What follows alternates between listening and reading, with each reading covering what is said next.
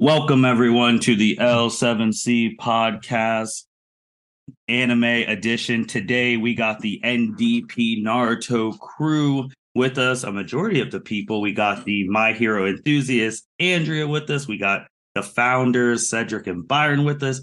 And we got Niki with us. And Niki, I know this is 2 months too late, but it's your first pod of 2023. Happy New Year. Hey, Happy New Year to y'all too. Let's get into it. I'm ready to be back on.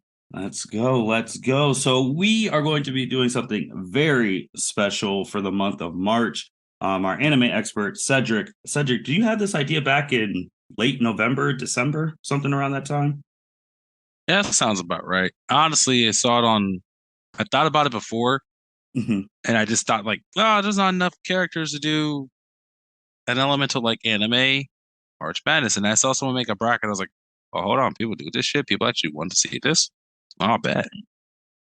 Yeah. So Cedric's like, hey, what do you think of this idea? And I was like, if you pick the names, just get the names to me. I'll put it in bracket form. I'll send it out when it's done. Cedric got the names. We sent it out. Saw the buzz on the social media. So, like you said, we're going to do an anime element March Madness tournament. So each week we are going to do a division side. And then the first Tuesday of April, we will be going over the final four and champion side. We have a fire division, we got a water division, earth division, and lightning division. Cedric, how did you come up with those four divisions? Honestly, primary elements. So between lightning and wind, I was quasi thinking about it, but earth, fire, water, super simple. And then I chose lightning just because I felt like it's more diverse. Honestly, you get more interesting characters there than wind. And as far as like thinking Final Four out, that'd be more interesting conversations than a wind person, honestly. But hey, it's what it is. How'd you come up with the names? Oh, so with the names, honestly, there's a ton of anime out there that have elemental users. And there's a lot of animes that are elemental based, where it's either like magic, sorcery, power, like different type of power scales that attributes to those elements. And so my goal in picking the people was to find at least a couple from each of the anime. So it's not like just like one.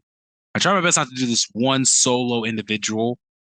And I also picked anime that, knowing our forum, that I know people have watched, whether it's myself, whether it's Andrea, whether it's Niki, whether it's Byron, whether it's you, whether it's Justin's hoe ass who's not even here. But I try to be all inclusive, and this nigga has the audacity not to be on the first episode. And if he's recording this, I'm gonna cough throughout all this shit just to fuck with him. Oh man. Open question for Byron, Andrea, and Niki. What did you guys, because obviously you guys didn't know until it came out. What did you guys think when you saw that we were going to be tackling this in the month of March? I thought it was a great idea to pick anime characters from different animes, and create four different divisions and have a March Madness style tournament. I know we've done a women's anime, well, women's Naruto March Madness, and that was really cool. So when we posted it to Instagram, I thought it was an amazing idea. Andrea, Niki? Yeah, I agree. I thought it was dope. I had no idea it was coming. And then when I saw like the wide variety of characters and like just as a mini preview for the Lightning Division to see Zatch Bell mentioned, I hadn't heard or thought about that show in forever. So like just kind of having some of those characters pop back up, like, oh my gosh, like a little blast from the past. So like that's really cool. My other thing is seeing everybody. I haven't seen a lot of these anime, unfortunately. So it's also just a little seeing the brackets was a little daunting because like I really don't know a lot of these characters, but it's also exciting because I know every time I do one of these podcasts with you guys, I learn a lot more about whatever anime verse or the characters we're talking about. So I was very excited. Niki, what do you think? I was geeked. I'd love to talk about all anime, not just Naruto. So we're here to show the people we are diverse. Yeah, because Cedric made it a point too, as you when you watch this on YouTube or watch it on Spotify video version, you'll see the bracket and you'll see that there's no characters from Naruto because that would be too easy for us. As Niki said, we all know Naruto. And Cedric made it super diverse. And it's also a good thing for our podcast because, I mean, the three main anime things that we do talk about is Mitchell with Dragon Ball, Andrea with My Hero, then us with Naruto. So Cedric making this diverse and putting other animes in it that we've seen was a really great call on him. But let's get into it. We're going to do the Fire Division today. So you guys are going to hear who we're going to have representing the Fire Division. We're going to go through this together, and the names will be listed in the comment section wherever you're listening to, and it'll be on the screen. So we're just going to go round by round until we get to a final four. Are you guys ready? Yes, sir. All right. First up, we got Mr. Zuko from Avatar: The Last Airbender versus Mr. Rengoku from Demon Slayer. One of my favorite pastimes to do on the L7C is have Byron go first on one of these things. Why did I know you're about to pick me?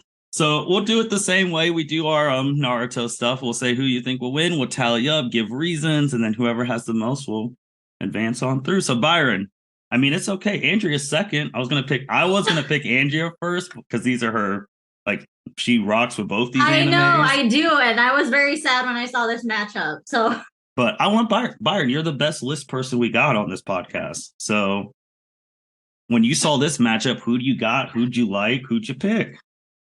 So when I first saw this matchup, I instantly picked Rengoku, because that's my GOAT. But after doing some research, because I haven't really seen much of Avatar: The Last Airbender, so doing some research between Zuko and Rengoku, I still think Rengoku because I feel like he has that speed advantage that Zuko wouldn't be able to get around, and also seeing Rengoku get punched in a hole in his chest and still try to cut somebody's head off. So I'm picking Rengoku for this first matchup.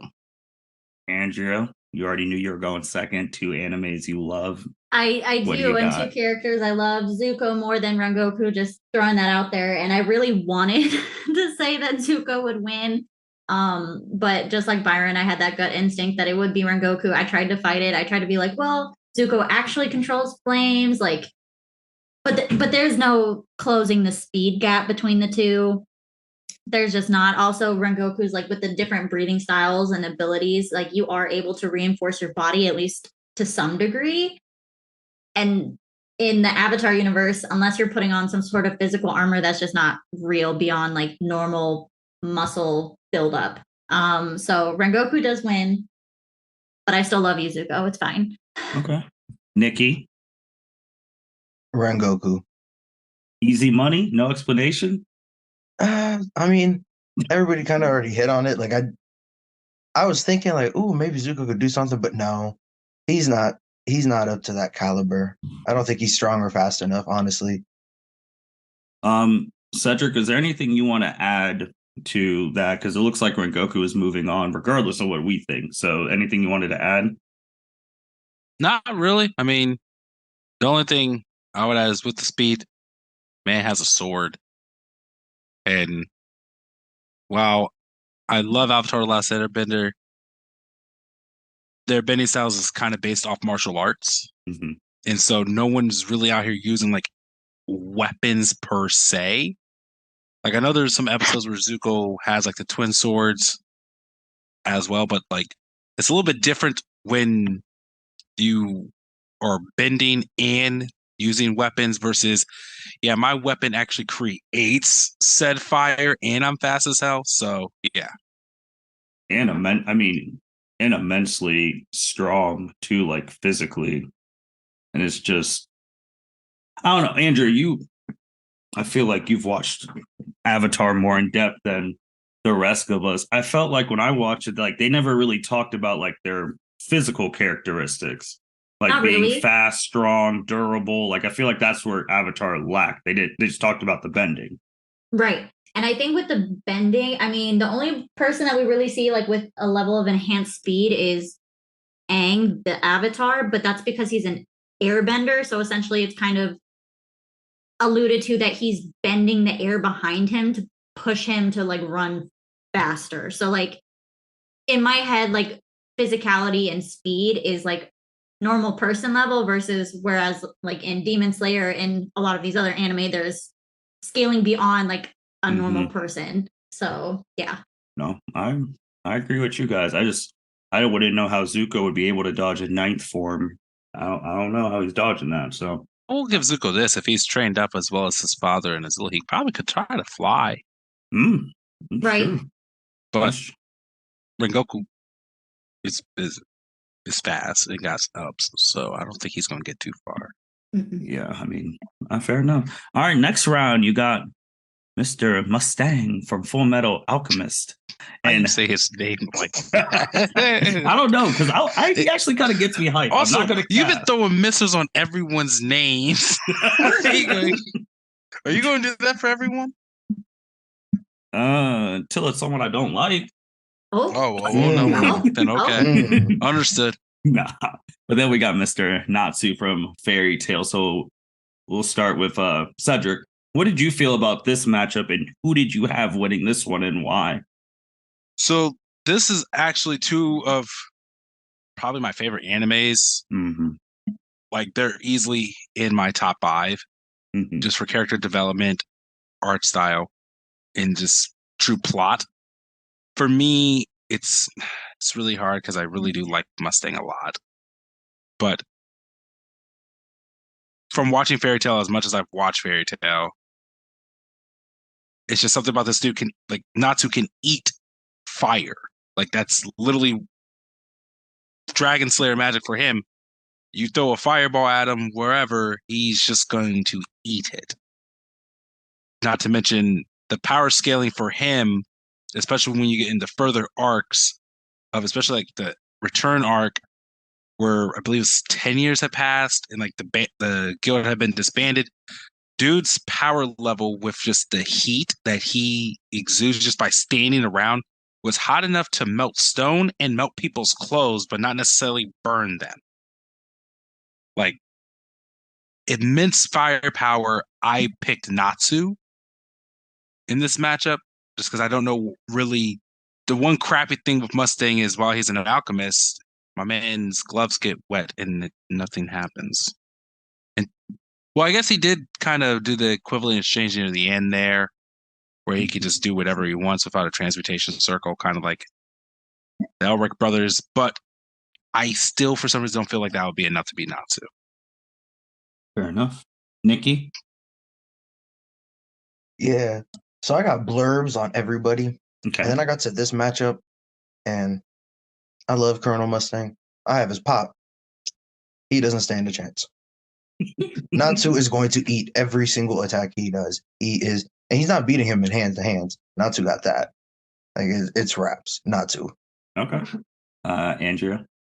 I also picked Natsu, just like doing background research, just reading like the power scaling again, like Mustang as like a physical human being is a normal human being, but can do alchemy. And so reading that Natsu can basically just eat the flames. He's all sorts of reinforced. It's like, yeah, I don't really see it. And I'm kind of glad that everybody so far has gone that same route because I've never watched Fairy Tail. But of course I love Roy Mustang. He's a great character, and Full Metal Alchemist is one of my favorite animes and kind of helped to reignite my passion for it towards the end of college. Byron? I also have Natsu Dragneel winning this matchup, basically because everyone said, because he can eat flames, and I don't know how you win against a guy that's eating your attacks. Also, he's pretty much impervious to fire, so you can't really burn him alive. So Natsu's easily winning this one. I knew Byron did research when he said the first and last name. I'm proud of you. Cedric, do you think though Mustang's like I agree with you all. I think Natsu's gonna win, but do you think like his tactical like battle awareness or anything could help him put a fight up? Because the dude is a combat like he's in the, I mean, in like the trenches. I mean, like the way they have it is State Alchemist, so it's military based. Mhm. While he could come up with strategy, I don't know of one that works with this opponent. Mhm. Because the only flames that we've seen that Natsu cannot eat are typically flames of a higher tier and his own flames. Mhm. And so, based on what I've seen in Full Metal, I don't think like there's some type of god flame or like demon flame that Colonel Mustang creates with Mhm. his alchemy.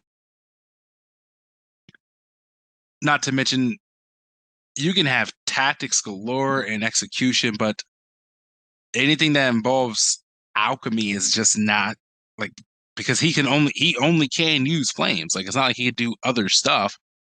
I just feel like it's a limited matchup. There's a limited arsenal for him to really try to do any damage with, and whatever he throws out is either going to come back and bite him in the ass when Natsu eats it, or it's just going to be irrelevant. Fair enough. Fair enough. All right. Next matchup, the first lady on the bracket, Miss Sailor Mars from Sailor Moon, and Mr. Fenton from Hunter x Hunter, who, Nikki, your sweatshirt is still in my house with him on it. I keep forgetting about that, bro. I'll be randomly driving home. I'll be like, oh shit, my hoodie's that big. Get home, start doing something, completely forget about it. It's a cycle. I'll come over sometime soon You're and get good. it. You're good. So Andrea, another two animes that you really, really love. Who did you have winning this one? So I do love them both.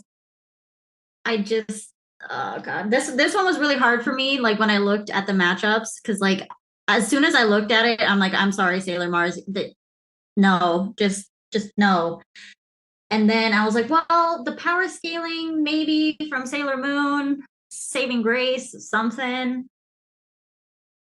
I was like, maybe, but then I think about hand-to-hand combat. She doesn't really use much for weapons. She does use like a flame-created bow and arrow, but Phaeton's a sword wielder. He's also super fast, according to Hunter x Hunter. I think he's like the fifth fastest in the, oh my gosh, the Phantom Troop. And yeah, I just, in my head, I couldn't picture a fight where Sailor Mars came out on top of Phaeton unless we would consider Phaeton like a fire demon. And then technically her like spiritual powers maybe could seal him, I guess. But I feel like that's a stretch, like in my personal opinion. So I have Phaeton winning, but it hurts me that I'm not backing Sailor Mars in this.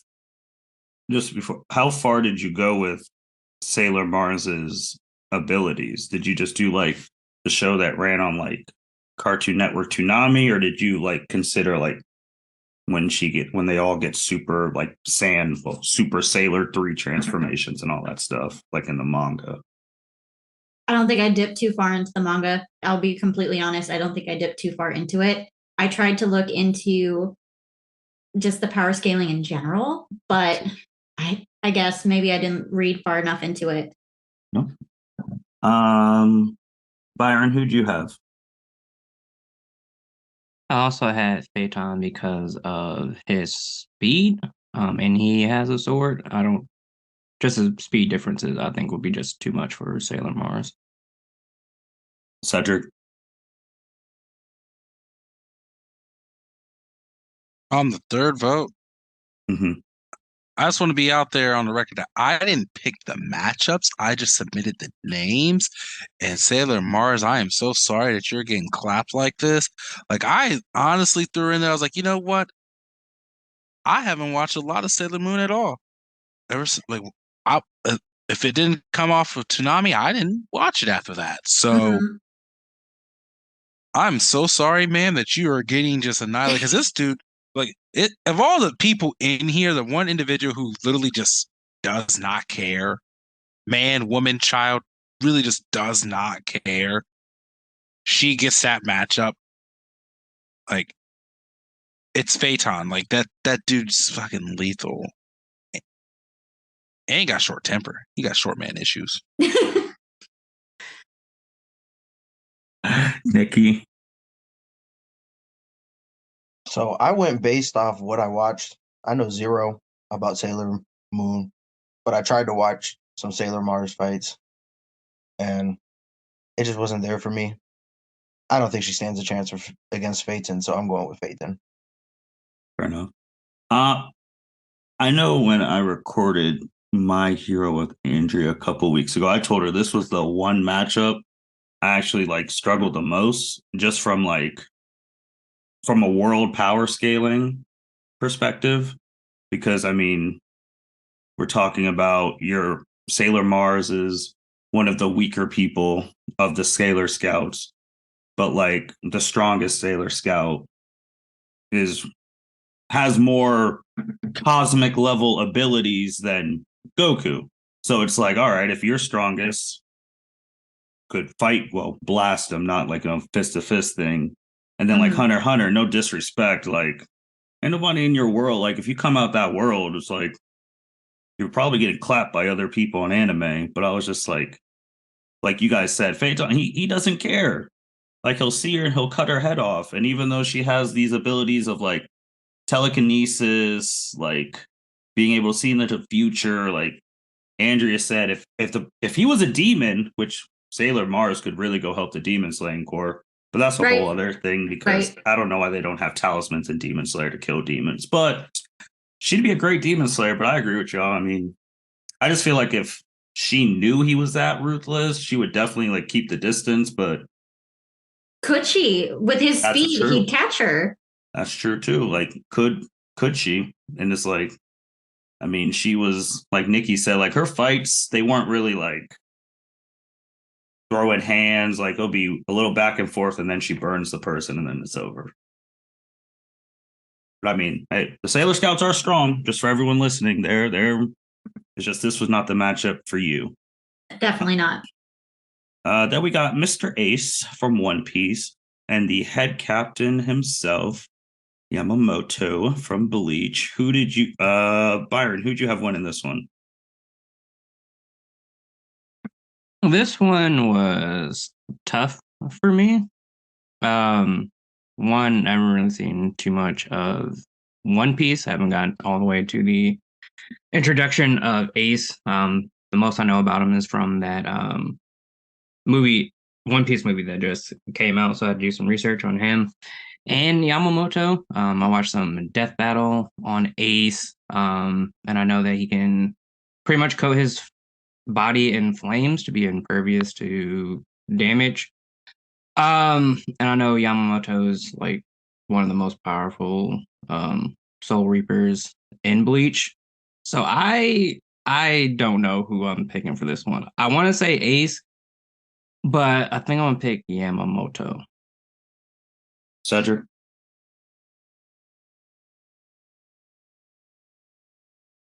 I mean, I've been on record that I haven't watched a lot of One Piece. Nothing against One Piece. It's just I know how many episodes and how much of a task that is. But from what I saw, Ace has multiple different attacks and different moves. I really like the one where he uses his fingers. He'd be shooting it like a gun. That's kind of cool. Honestly, before this most recent section of Bleach, I may have said this was going to be a really, really tough. Yamamoto's Bankai is fucking broken. Like, I don't even care what anyone says. That shit is fucking broken. And the fact it's like 3 levels and 3 different things going on, the fucking skeletons of your dead comrades and shit. That I don't even know how you fucks with that for real. Like that has nothing to do with fire. But this Fires of hell. I know, but like the fact that you have to fucking put up with that shit, like that's its own issue. I picked Yamamoto mainly because some of what Byron said, like one of the strongest. As far as what we've seen on television, he is the strongest Soul Reaper until we see a little bit more. I mean, I know Ichigo's the main character, but everyone's like, oh, yeah, no, Yamamoto's the head captain. That's why he's the head captain, because he is the strongest. So I picked Yamamoto. I really am curious what Niki picks because I don't know much about One Piece, and that's why I threw Ace in here, because I'm like, Ace is awesome. I hate the way I know people were sad about the way he died. And so it's like I'm curious to learn more about Ace. I'll go real quick. No disrespect. Yamamoto puts Ace in a blender. Bro, you ain't even gonna give him a chance to save this man? You just gonna give him the quick 3 like that? I'm sorry. I just wanted to get in as a third so person. rude. I'm just no. Like no suspense, no nothing. You're just like whatever you're gonna say. We put this down. We're putting it down right now. Yep. No, I do want to hear what Niki has to say, but no, but like now it's like damn. I'm sorry, bro. I'm sorry. I couldn't do it. I saw that. I was like, bro, pencil him in. Nah, no. I'm sorry. But Niki, go ahead. So Ace is my guy. His pop is staring at me right next to my MF Doom mask. And I'm watching Bleach. I'm in the where they're fighting Aizen and all the Espada right now. Man, that's good shit. That is top. Yeah, so I said, I have to watch because I went based off of what I seen on TV, basically. Mm-hmm. So obviously I watched him in this last episode when he fought the Quincy Doo. Mm-hmm. And I really wanted to pick Ace, but he technically died to Akainu, which is magma, and whatever the fuck Yamamoto's Bankai is, like from seeing Bleach, it's just OP. I really wanted to pick Ace. He's got all 3 hockey types, like it's confirmed. So like if I could play that card technically, but I'm not going to because Yamamoto's Bankai is just ridiculous. It's absolutely absurd. I don't think Ace stands a chance. And that's even if that's because like you guys said, it's so OP you don't see it until the final arc. Yeah. I watched that and I was like, I'm so sorry, Ace. I remember the first time I saw it. I had to call Cedric. I was like, Cedric, do you see this shit? And I was like, I watched Bleach, and I was like, I knew Yamamoto was about that life when he could just walk up to you with his sword and it instantly cuts you in half, disintegrates you on fire without saying a damn word.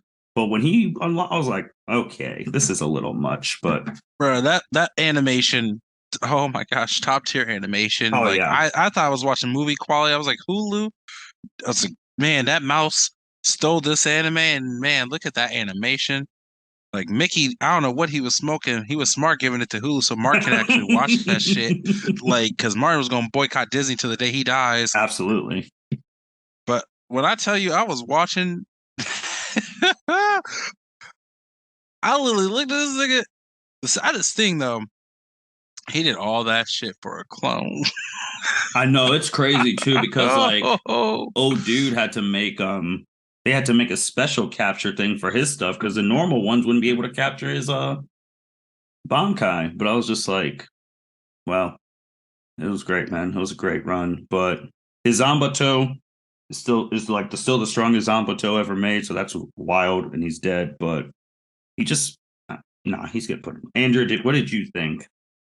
Looking at this matchup, I was like, I have no idea about either of these characters. I barely knew that Ace had some sort of fire affinity. I know it's not the right word, but still.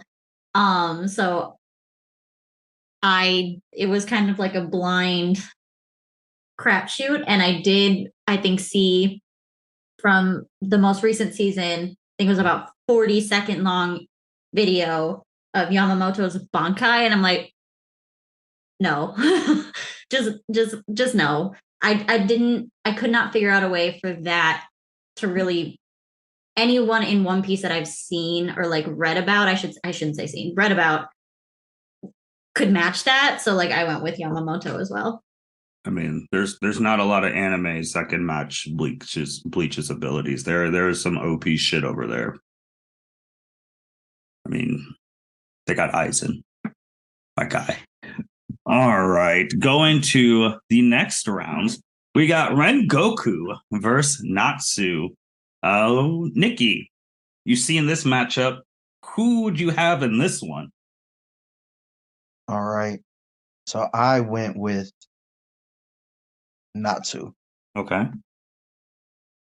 How come? It was definitely tough, but like Natsu's got plenty of fighting experience, and he's smart when it comes to battles. Just main character shit. Dumb but smart when it comes to fighting. You know how it goes. And he truly be beefing. He be scrapping every day. When does Natsu not fight in that show? Facts. And then No, okay. he's got the power of a dragon. Like Rengoku's got ninth form, which is definitely hard. But like Natsu's broken. Like he's got the power of a dragon. He's got lightning dragon or lightning fire dragon magic too. Like I give it to Natsu. Okay. Andrea. I read everything that Niki just said on the internet, and that is also why I picked Natsu. Okay. Cedric. I'm just gonna wrap this one real quick. Natsu, that dude's honestly the power scaling for that dude is truly unreal. Byron, did you have anything you just wanted to add about either of the characters? No, I picked Natsu too. He's powerful. Yeah. I think the thing that hurts Rengoku is, he was never able to reach his full potential. True. Mhm. Like he's never gonna get the chance to unlock like the Demon Slayer, like Mark, none of that shit. So, Nope. which that's just the unfortunate thing of it. Like we've saw it as strong as he will ever be, and it's unfortunate that the third strongest dude out of this, well, the fourth, if you include Muzan, just randomly shows up on your fucking train after you beat the last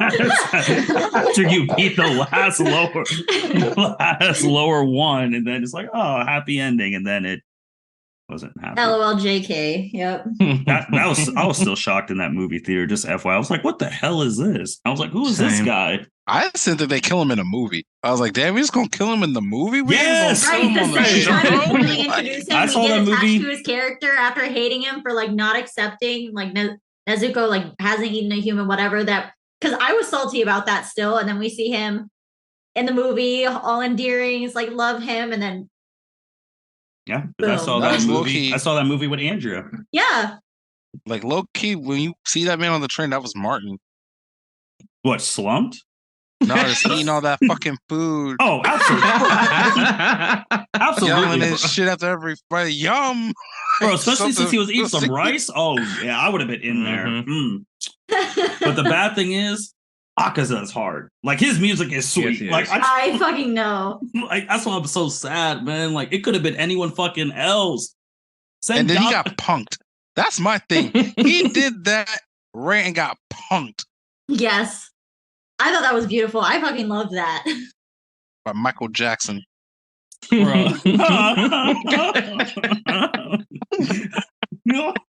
The bad, Michael Jackson from the Jackson 5, even like it wasn't even full adult. Michael Jackson. Oh yeah, when he was in the house, he was like, "So what? You killed a Hashira? I don't care, but you let Right. some scrub throw that sword in your back." I'm like, bro, you the one telling other demons to go kill that scrub because you're afraid of his earrings. Shut up.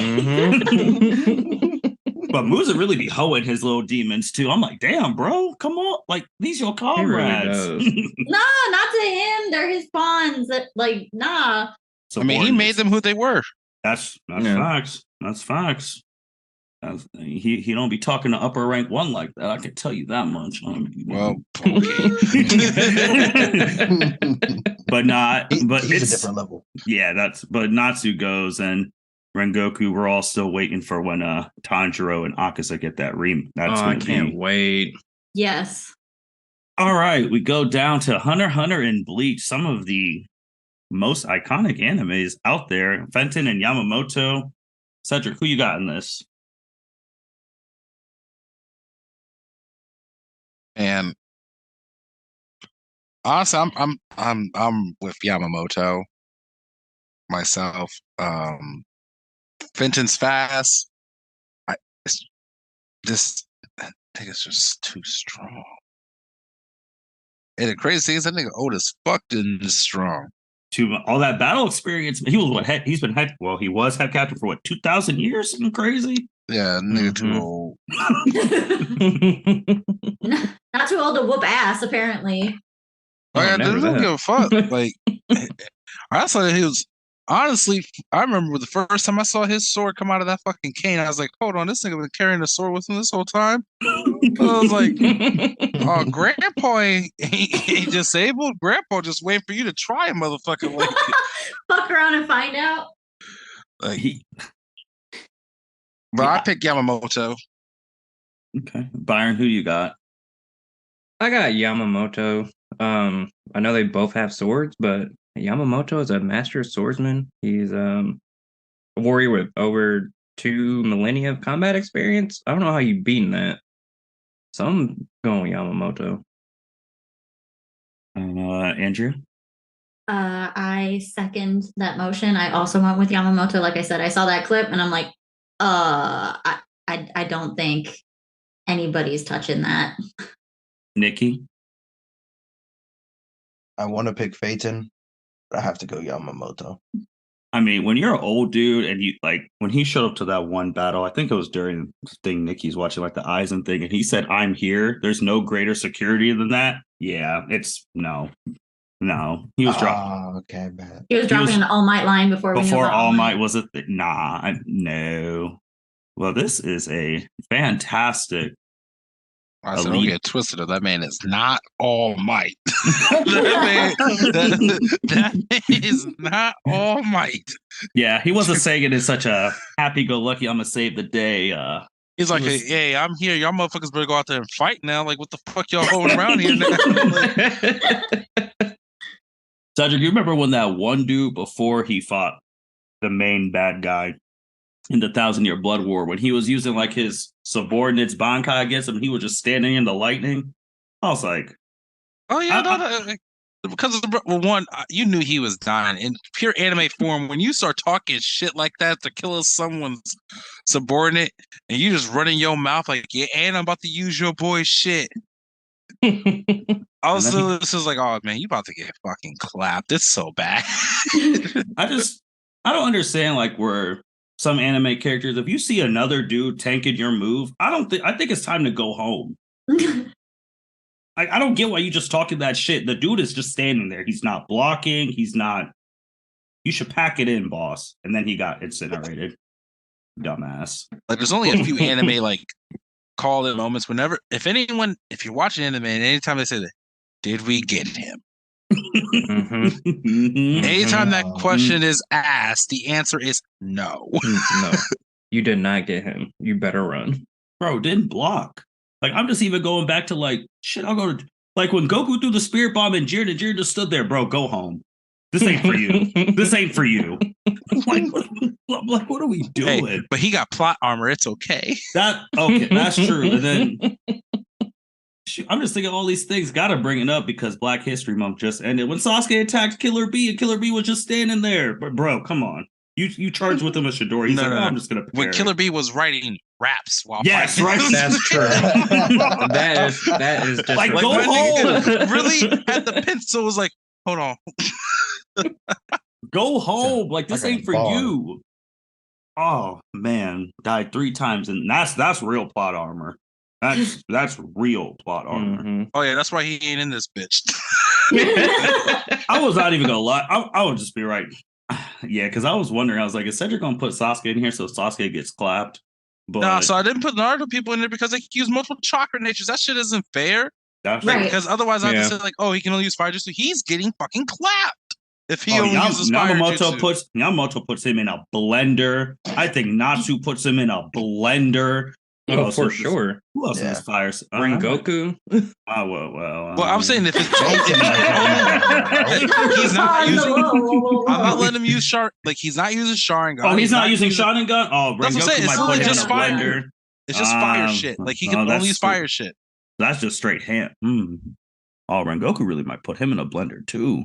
With that's no why I didn't want to Sharingan? do it, because I'm like, that's just like lame. Well, think about it. Maybe even Zuko would, because Zuko would just bend whatever fire jutsu comes out of Sasuke back at him. That's what I'm saying. Like, it would just be lame. That's why I was like, let me pick different people. We done enough Naruto. That would just be kind of lame. Sasuke really really get cooked over here on this. Oh boy. Well, but then on the opposite side, technically we could say Sasuke could only use like lightning style. And I mean, he has a couple moves on there as well. So like, it's where would you put him? Because like Cedric said, multiple different chakra natures. Right on L7C brand in the middle of a podcast talking shit about Sasuke. You're the one who mentioned this. I gotta keep the name brand, man. I'm just saying, you brought him up. Hey, adult Sasuke is hard with all of his powers when he has 2 eyes and 1 arm. 2 arms? Well, no, 2 arms. Well, as an adult, he only ever has 1 arm. Now he has 1 eye. All right, we got the finals, which this is, you got Natsu, Yamamoto. Winner goes to the first ever L7C Anime Element Final 4. Who do we got in here? Byron, let's start with you, the captain. Hey, the captain. Yeah. I think Yamamoto. Okay. I think that just Bankai is just too OP. All right. Andrea. I'm gonna defer to Niki. Oh. Wow, that's a new one. All right, Niki. Do that? Oh, Right, I don't know. I would have deferred to Niki too. Andrea, be careful, because that means if it gets to 2-2, you're going to be the deciding factor. Wait, Fair who enough. Byron picked? Byron picked Yamamoto. Okay. I'm gonna do it. I really am. I'm going not. Fuck it. Hey! I'm going Natsu, baby. Okay. Cedric. E. I was going to pick Natsu too. Like, no joke. Like, that's who I was going to pick. I was going to pick Natsu because I really like Natsu. I really feel like this fight would be actually really amazing, because I feel It like both worlds are I'll give you this. similar in power scaling, close. I'll give you this because we talked a lot about Yamamoto. Natsu's abilities, and honestly, when Fairy Tail ended, he hadn't even reached his full peak. Like, and so when dude like finishes it, Grant, he wasn't the strongest wizard in his guild, but dude held his own out here on a lot of shit. No. Not to mention, like, I mean, I really just don't know what you do with a nigga that eats fire. I really just don't know what you do. Yeah. But doesn't his thing, like, then you make I guess this is for like the expert scalers out there. Does Yamamoto's fire supersede Natsu's fire? Because I'm going Yamamoto, so it's 2-2. So it is going to be up to Andrea. So, well, I guess Son of a bitch. that's your fault. It's my fault. It It is. is my fault. When you say supersedes, do you mean like can it overwhelm or overpower? Because wasn't Yeah. that Or Natsu's do you mean thing? he can't eat it? Well, yeah, because Yes. what is Natsu's things like if it's a fire above? And so, like, level. when I say above his, I mean like some type. Simple way to put it, right? There's God Slayer magic, Demon Slayer magic, Dragon Slayer magic, and all of those types. So, as far as if you're just straight up regular fire, whatever it is, he eating that shit. Now, the reason why I say above grade of his is because Dragon Slayer magic, as far as above other fire magic users, it's created to slay dragons. Like, that is its purpose. God Slayer magic and Demon Slayer magic are created to slay demons and gods, but because it is that purpose, the attribute itself, he can't eat. Like, he can't consume it. Now, there is a portion of the episode where he does consume God Slayer flames. It wasn't... Initially, it was bad, but then it got okay-ish. It wasn't like a feat where it's like, oh yeah, he can just do this like on demand, like a snap of a hand. Now, the thing is with Bleach, I don't know if we are categorizing the way their Rishi or however their power scale works to that because my understanding is whatever attribute is the attribute for Bleach. Mm-hmm. Like no one's sitting there saying like my flames are different than your flames or my flames is for demons, dragons, whatever type of thing. That's just not how they power scale out. That's what I'm saying. Like if when I say like a flame tier above his is it has a specific attribute or specific purpose in that regard. I guess too, it's just one of those things. I'm sitting here, I was like, also from like a physical thing, because we keep talking about like the Bankai and like all that stuff. Obviously, he has a whole bunch of other shit we haven't even like mentioned that like Soul Reapers have and all that. I'm just wondering, I was like, so then how is Natsu going to beat him? Like, how's he gonna fight Yamamoto with like all the people Yamamoto's killed? Like, that's how I'm trying. Like, is it gonna be a war of attrition? Like, that's where I struggle. Oh, with the fighting, I mean, for me, Natsu is a brawler, and for lack of better terms, I mean, I don't know because Natsu is technically demon-esque because his full name is END. He's actually a created individual. He's not really just Natsu Dragonnail. Like not the original Natsu Dragonnail died, and then he was created out of the Book of Zereth. However, I don't know. I know there's like there's multiple time skips for Fairy Tail, but in my mind, he's a brawler, so it's one of those things where it's like he does typical shonen anime main character shit. Like you're literally like you're going to have to kill me to stop me. Like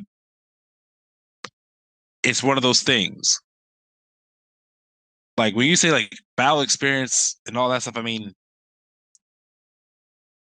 he's aging. Again, I honestly don't know how old Natsu is. But I would say as far as battle experience, I mean Fairy Tail almost there's multiple fights. Like Niki said earlier, like I don't know if there's an episode that Natsu does not fight someone in Fairy Tail. But well, hey, I'm also biased because I like Fairy Tail. Yeah, and I'll definitely post this one on the YouTube like community tab who people think would win, and on the Spotify thing as well. So because this is an interesting matchup. Andrea, who do you got? They're going whoever you pick's going to the final four. I don't like this. It's your fault. It really is. That's my fault. Yikes. So I don't think you again, go I wrong haven't with watched either either one. of these series, so I'm not. See, that makes it worse. But from what I read and the way I interpreted things is from what I understood is the flames used in Yamamoto's Bankai could, and again, I don't understand both, power systems in either anime very well. But that's the way I read it. So I had originally picked Yamamoto as well. Okay, that's our first 3-2 of this thing. I wish Justin was here. Then it could probably be 3. Actually, I don't know. Justin would have had Zuko in the quarterfinalist. Justin would have had Zuko in the finals. Damn, See, okay, I'm not as mad at that though. You ain't gonna hold this man like that. I mean, fuck him still, but you ain't gonna hold this man like that. I'm just saying, man. Like those Naruto what if things that Justin was on, there could be a whole podcast of his greatest hits. Yeah, but that was bro. Again, that's Can we Naruto. not release that for like his birthday or something? He's the one who got the tapes. I mean, that was the old shit. You bring up old shit. Look, man, this is a new year. I mean, he already started off bad because this nigga isn't on this pod. Like he gonna walk in here and do like one division and then never be back. Like, well, if he is editing that Women's Day one, I can give him because even though he didn't look at his email, but that's a whole other thing. But right, you sent out all 4. I know. I know. Like I sent it out. I sent all this out a month ago. I know. It's every week for the same day, the same time, the month of March. Yep. That's it. I mean, but no, that was fun. Fire division is set. So Andrea, since you had to make the tie, what's the next week? Was it water? We're doing Water. water. Water next week. Man. Then just previewing water, man. Andrea, you got a lot of your people. Got some Avatar, got some Demon Slayer, got some Fairy Tale. Niki, tell me something about Noelle. Man, shout out Noelle. Hey, she's hard. If you read the manga, Okay. she's tough. I'll give her that. All right. But fuck. That's what we're doing next week, just previewing the water section down here. She's one who I had to read up and watch some stuff on her. I know she got some abilities, but not Jean Bay. Come on now. Spoiler, I don't know if Noelle's beating Jean Bay. I'm gonna have to that one. That's gonna be my toughest one. I'm gonna fight myself over that one. Okay. There's my one mistake. I didn't find another person from Black Clover to put in this shit. I think I only have Noelle. No, you put Luck. Oh, thank God. No, yeah, there's one other one. Against Zenith. Hey. Super spoiler. I'll have a tough balance. Wait, there's 3. Isn't there one in the? There's one in the Earth. Soul. Isn't there? Wait. There is. There's But I'm pretty sure in the he's Earth. Rogue. Hey, he hits again. all right, we reached the end. Let's get to some closing stuff. So Niki, you can go first. Man, leave your comments. I'm trying to hear about this final battle. What do the people think? Mm-hmm. We'll do. We'll have some polls up on YouTube and Spotify for people to interact with. Andrea? Yeah, I'm curious to see how many people agree or disagree with our quarterfinalists. While y'all were debating, I literally pulled out a coin because I was like about to do the whole coin flip situation. I didn't do it because, I set my own fate on that one. So that's my bad. Will not be doing that again. 10 out of 10 do not recommend. But yeah, we appreciate you guys listening. Hope you keep following up with us as we go through this bracket. And I am curious to see who the other quarterfinalists are and then how the semis and or the quarters and the semis and the championship. I'm so sorry, goes. Byron. The only thing I gotta say is thank you for the 5,000 listens. That is amazing. And we'll keep putting out content for all you supporters and listeners who watch our YouTube videos, listen to us on Spotify and wherever you get your podcast at. So thank you for 5,000, and we're gonna keep going. Yeah. So Cedric, I'll go because I want you to have the last word on these ones. Like Byron said, we just hit 5,000 on other anime content from the Dragon Ball stuff. So again, really appreciate that. And as Anchor is evolving, it shows more data. So currently, since they have a connection with Spotify, for the 52 people out there who are subscribed to the L7C on Spotify, thank you so much. Don't know who subscribed on other stuff, but ever since we've hit that 5,000 mark, we've had a couple hundred already after that. So we really appreciate you guys doing that. I mean, we started this in COVID, August 2020, and then now we're in 2023 with over 5,000 listens on the pod, over 600 subscribers on the YouTube, people interacting on the community tabs on YouTube, people interacting on Spotify with Andrea's last episode, talking about if they like Vigilante Deku or not. So we appreciate your interaction in that, and we can't thank you enough. And we'll leave it, Cedric, with the last word. This was fun. This is going to be a good time. I look forward to doing the rest of the divisions, seeing how this works out. Honestly, I already have like another plan in the works, but we'll see how this goes. We'll see how the people feel with this.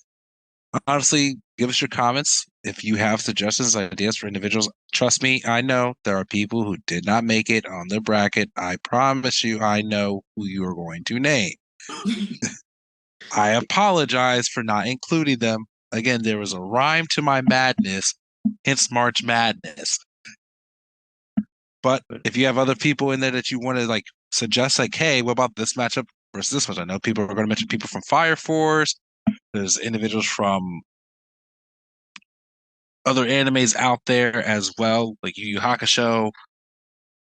other characters. If you have other suggested characters that didn't make it in the bracket, suggest it in the comments. Honestly, and we'll respond.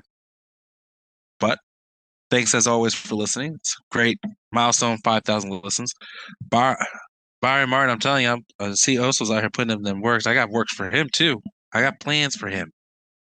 Oh, hey, I got plans for him. Okay. He's always ready, and also with the fan thing with our first ever our live premiere on his Strongest and Draggable since he did his project. That was cool having some interaction in the comments and people on Twitter wanting to hop in on some pods. So anytime if you want to try and hop in with the crew here and talk some anime, just we're welcome for it. As long as you're not an asshole. But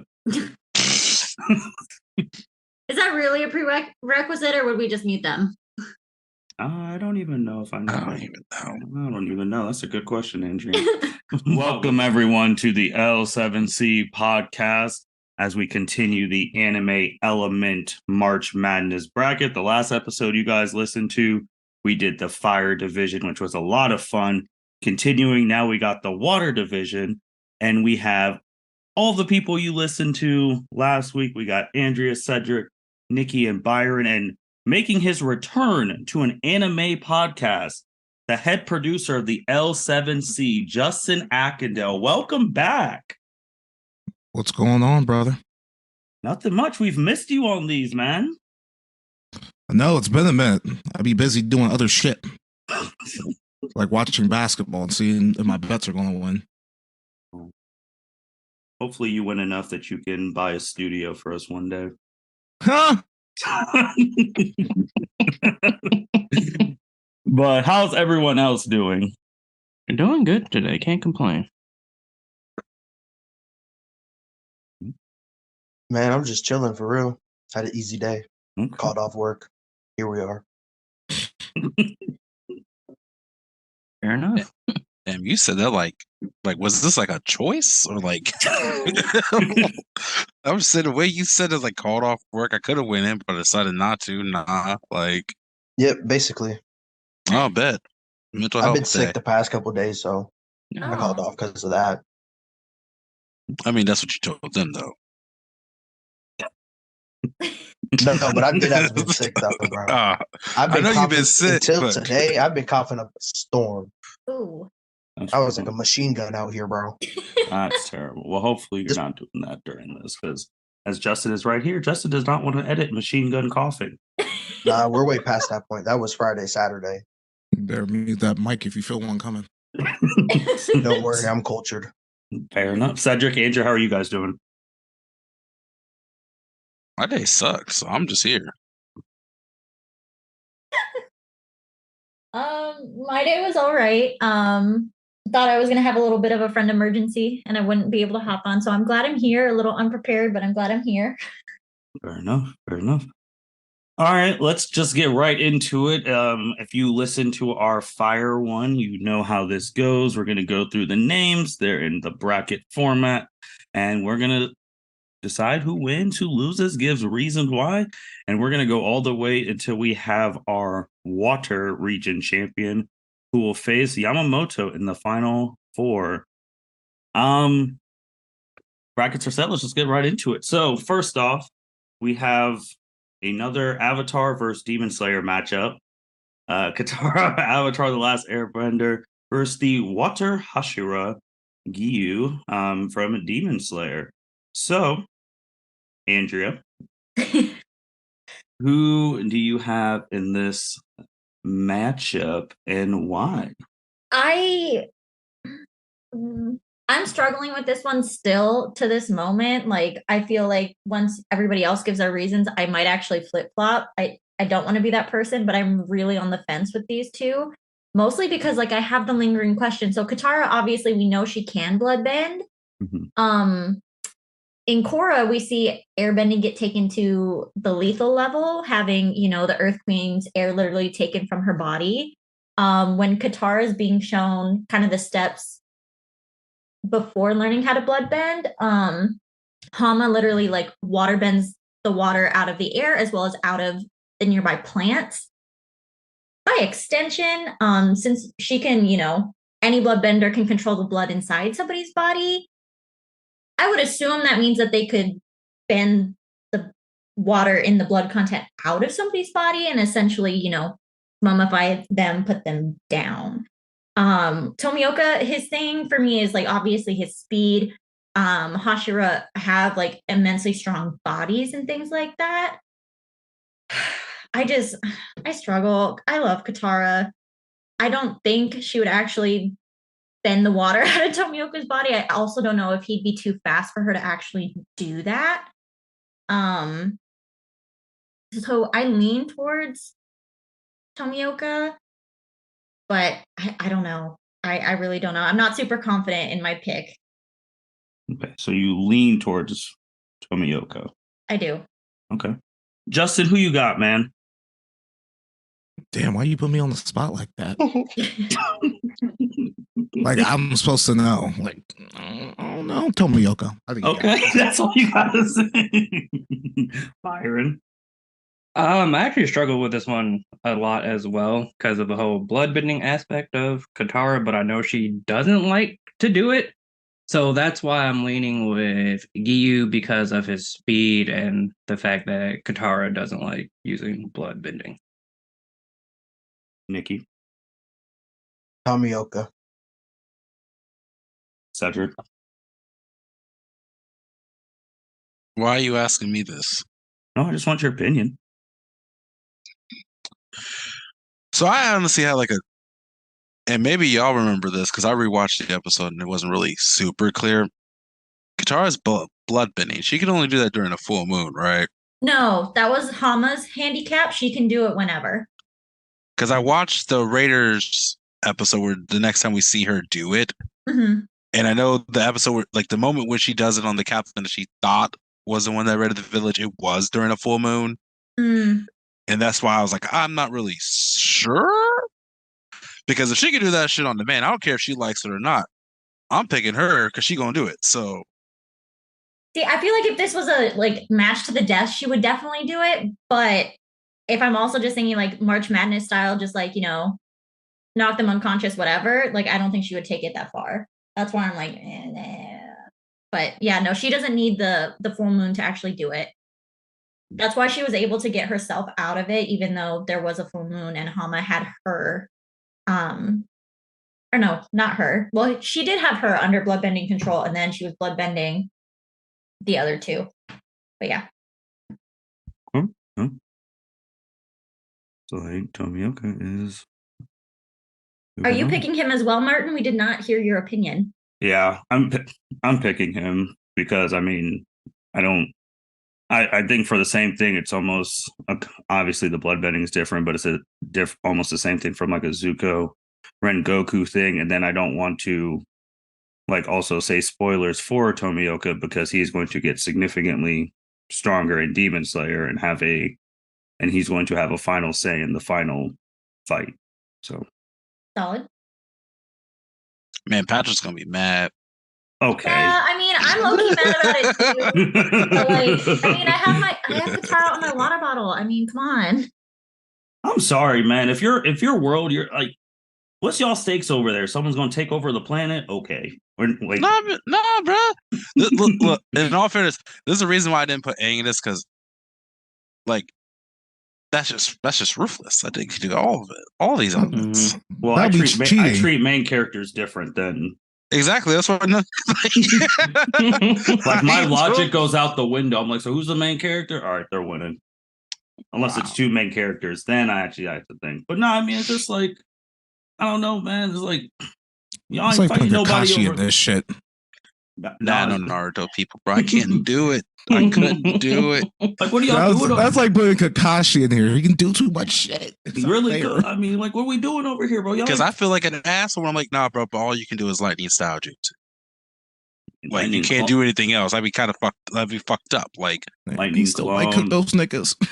Lightning clones. But I'm just saying, bro. They don't fight nobody. Like again, like my same logic applies. If Akaza dropped into Avatar, everyone's getting cooked. Who? Akaza. All right. If y'all can't cook, if y'all can't cook him, nah, come on, no. No. Well, I'm just saying, like, if Akaza got dropped into Naruto, then what? Like, Oh, in Naruto? I mean, Well, not Naruto. I mean, in Avatar, like, that's a different world. that's what I'm Like saying. that nigga. If anything, if it applies, would be coming out of the spirit world. That's what I'm saying. I mean, That's where the demons are in that shit. he coming in there running amok. That's how I just see Oh, it. bro, he can't break the fucking human plane. He ain't going nowhere. Like when, He like the when you- angry panda that destroyed the village. like when he was like you said in the earlier thing, like Patrick would be mad. I want to ask him. I was like, so is Zuko beating Akaza, Patrick? Since you watched the movie, yes or no? Okay, then No. moving on. All right. Oh, you wanted Patrick to answer that question? I'm sorry. I asked him that. But next one up, Sailor Mercury from Sailor Moon versus Juvia from Fairy Tail. I'm actually gonna go first on this one. I don't know if I want to say quote unquote uppy set. I got Sailor Mercury winning. Really? Yes, sir. I got Sailor Mercury winning because I really had to sit there when we were doing our live thing, which, by the way, for the people listening, whoever just popped into YouTube and Twitch were watching, that was fun. Thank you for tuning into that. But I really had to sit and really try and think of their world and how they fight, because obviously we talked about like the fighting style last time, and like the Sailor fight style is like the old Final Fantasy type games. Like one person doesn't move, you wait, the other person doesn't move. Like that's how I see how they fight. It's not like the shit we see now. And the reason I picked Mercury, because I really started like reading all the Sailor Moon shit because I feel like we were sliding them. Sailor Mercury, as a 14-year-old teenager, is potentially the smartest character in fiction. She has an IQ of 300. So to put that in perspective, the smartest person in Naruto, Shikamaru, is 200.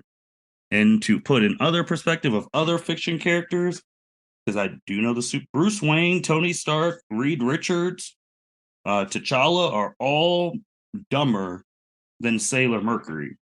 So like that alone, as we used to say on the Naruto thing, if you have eyes and you're smart, you can win anything. I just think her intelligence and being reliable and her adaptability, and Juvia could turn herself into mist or whatever, but Sailor Mercury can freeze you. And she also has a move that she can like put things in different dimensions. So I just feel like the intelligence is 2 months and Juvia loses. That's me. That's just me for Sailor Mercury. First Sailor Scout getting a vote on this damn thing. Justin, who you got, man? I'm just gonna keep asking you second every time. Oh wow. I've watched a little bit of Fairy Tail. I don't think Juvia has been introduced. Cedric, when did she come up in the show?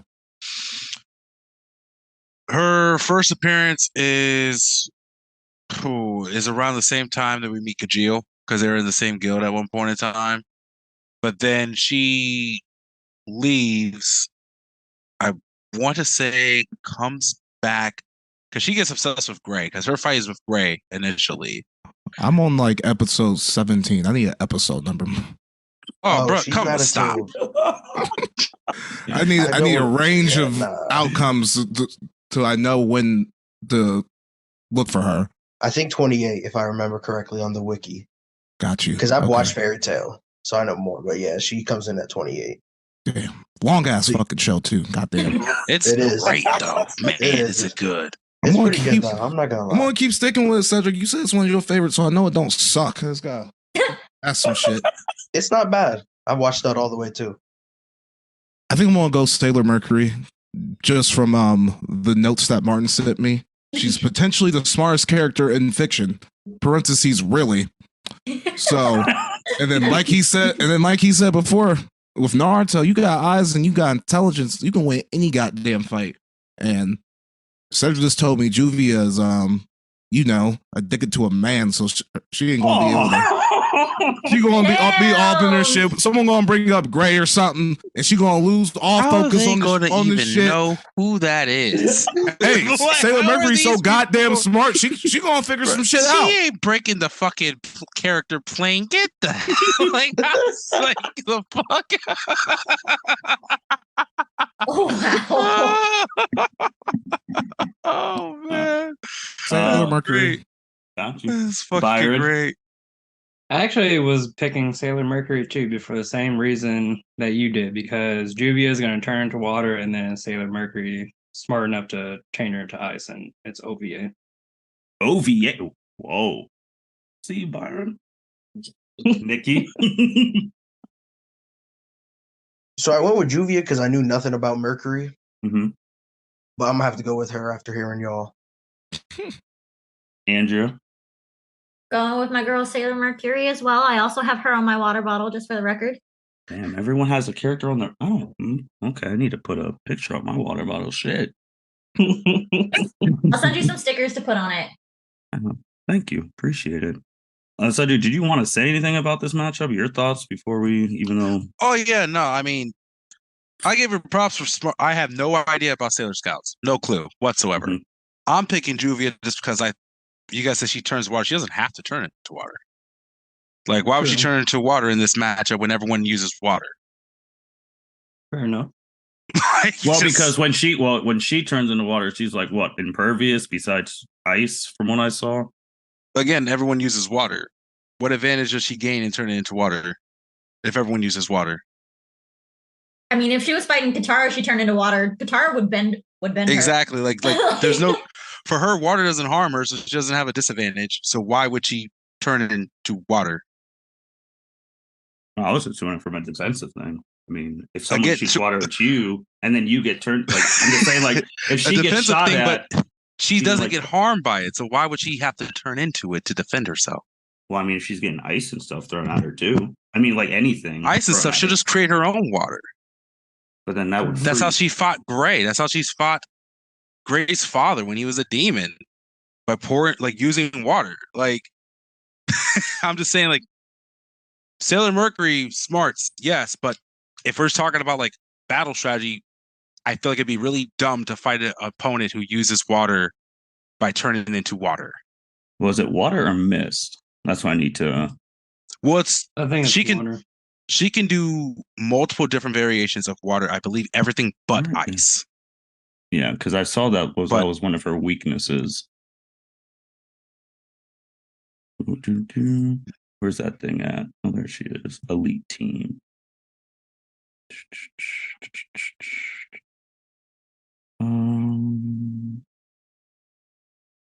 Yeah, because it can render physical attacks ineffective.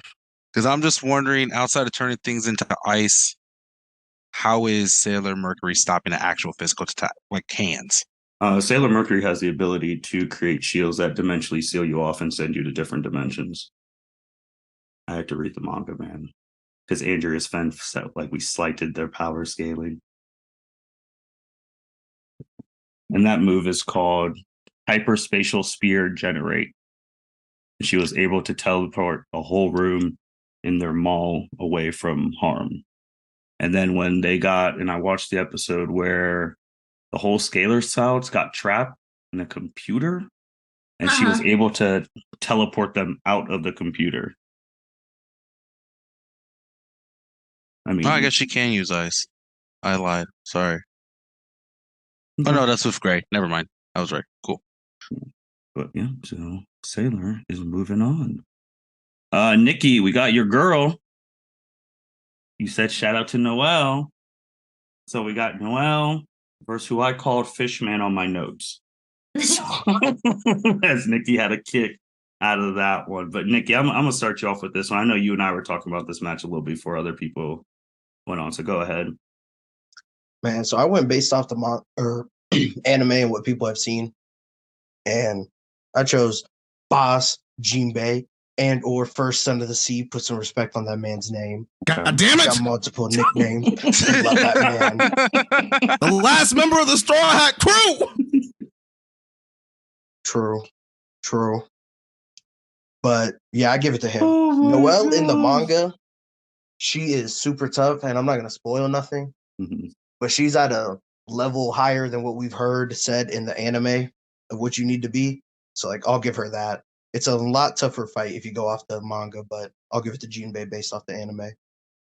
Niki and Justin, just to like scale like Jinbei, like where is he in comparison to like Shanks?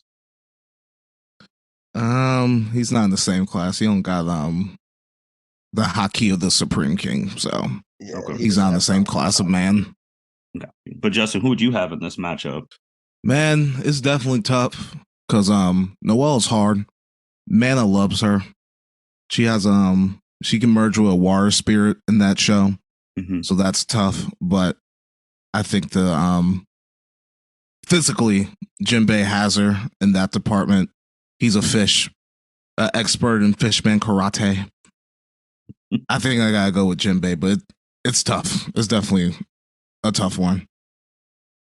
Byron.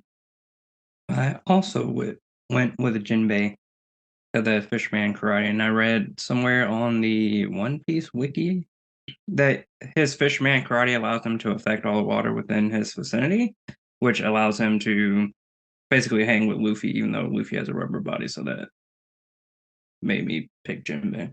He can't hang with Luffy, but yeah. Not hang with Luffy, but like Luffy's main character doesn't count. That is facts. It just makes life easier when you just say that. Yeah. Like no one's fucking with Luffy on that show. He's OP. yeah. Cedric.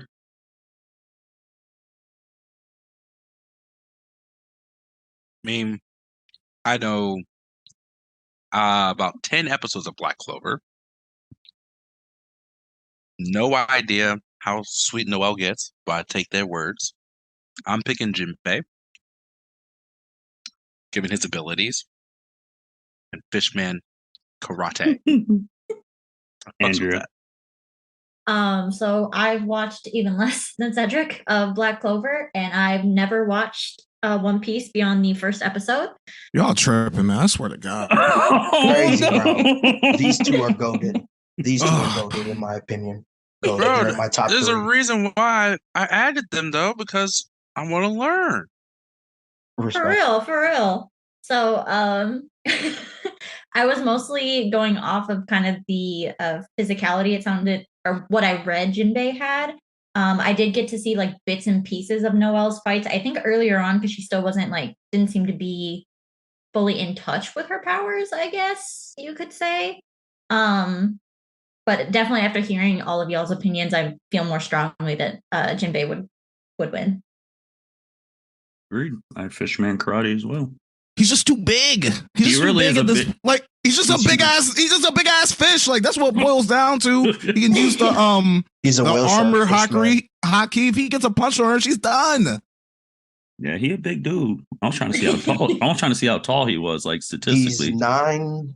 He's like Yeah, 9'6" like 9 or feet. something. Like Yep, I just see it. Christ. 9 feet. but everyone on, on One Piece excuse is me? like I was gonna say, like, One One Piece, Piece is everybody is just like a different. giant. Like, Oh what no, the it hell? says 9 feet 10 inches. How tall is Luffy? no. To Luffy's normal height. He's our height. yeah, like One Piece, like everyone in that damn show, like other than Luffy, are like super niggas. Like it's stupid. Like I think Nico Robin's like 7 feet tall or something dumb like that. Wait, like what? Nah, Robin is 7 she's 6 feet? foot. something She's crazy. 6 foot. She is tall. Brooke is tall. Brooke is tall. Yeah, Frankie's pretty tall. Yeah. Because there's whole different species and stuff. But y'all be talking about pretty tall. Flamingo's tall as fuck.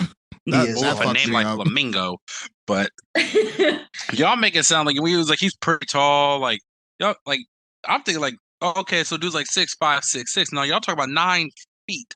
Cedric, they have literal giants in this show. Like true giants. Like giants with intelligence or just giants? Both. Giants with, yeah, like they're just another race of Being. everybody in that show is Man, just I should have humans, put basically. Levi in this shit. He'll cut them down. Yes. Yes. He would mistake these I don't niggas know. for He- titans. he- Next he- time he- he He ain't has touching those a blades- nigga in in One He's Piece. getting lodged. You might No. get He don't think lodged. they don't think they titans to be flying around. No, Sanji Cedric, will these kick that people are nigga. like, Going Beyblade. The Tall only as Sanji. fuck the 52 feet Titan, bro. They're way bigger. I mean, they're. I know they're strong. My thing with One Piece though is why do you guys, not you guys per se, but why does a One Piece community always want smoke on social media with other animes, knowing they're going to lose that argument? Huh? What? That's a good. That's a good question because the See, power Justin knows scaling in exactly one. what I'm talking Yeah, because the about. power scaling in What is this Piece about? really ain't shit. Like no one really can fly. Like, yeah, I don't understand. Like, I don't get it. Like even like Luffy's Gear 5. If a nigga with the Sharingan pulled up and saw Luffy fucking doing cartoons and all this shit, they would just laugh at him and put Bro, him, it's every in the moon. 4 months. Just yesterday, some guy who's a reputable anime person, he was like, "Man, if Luffy showed up to Dragon Ball in Gear 5, no one would know what to do." And then Swag Hage, he's a reputable animal person too. He's like, Goku would Kamehameha and he'd die. Let's keep it moving. And then they'll just say random shit like, "Oh, I just wonder, Luffy's did them niggas learn random how to speech." swim yet? Hmm? Did them niggas learn how to swim yet? They can't because of the Yeah, the fucking devil fruit. no one can swim unless you don't have a devil fruit, so that's dead. Like It'd just Yeah. be some random shit like, "Oh, Luffy's first transformation is the most iconic transformation anime, far surpassing Goku's Super Saiyan transformation." I was like, "Bro, okay." Or like what's his signature move? Gum Fist. That's right? Gum Piss. I mean, all his moves are Gum Pi- derivatives. Pistol, Pistol is his most bazooka, iconic one. Yeah, they're like, "Oh, Gatalinge. they'll just say random Gatling shit gun. like, "Oh, that's more iconic than the Rasengan." I'm like, no one is asking you for this shit. I know it's all bait, but One Piece fans just be coming out of nowhere just talking shit on Twitter for no reason. And everyone's just having a quiet day. Well, is it the repressed anger from everybody saying that One Piece is just too goddamn long?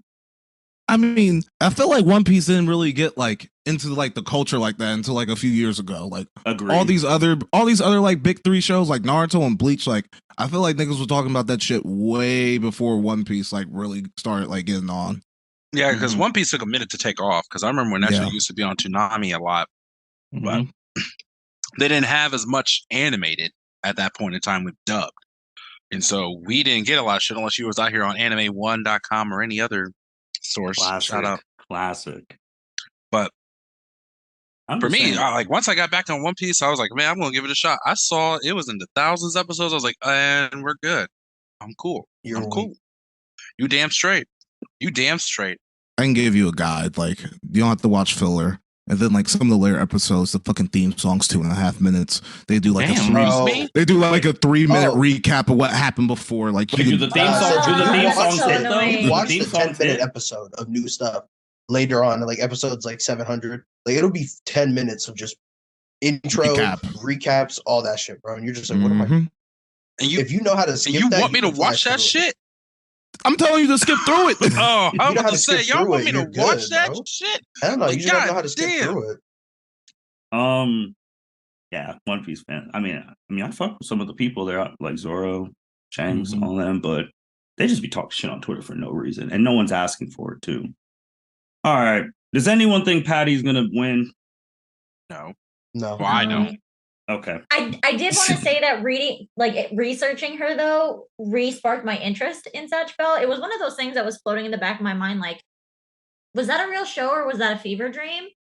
I'm glad it wasn't a fever dream. And reading up on her, I realized like how little I actually got into the story. So now I want to rewatch it. I mean they got some cool spells over there, but this ain't the fight for Patty. No. This is not the fight. All right, going back up. The Water Hashira versus Sailor Mercury. Andrew, who you got? I think Sailor Mercury is still gonna take it. Oh, okay. Oh, I got Niki, Tomioka. Byron, Sailor Mercury because she can do that dimension stuff. Justin, Tomioka. Why not? Cedric.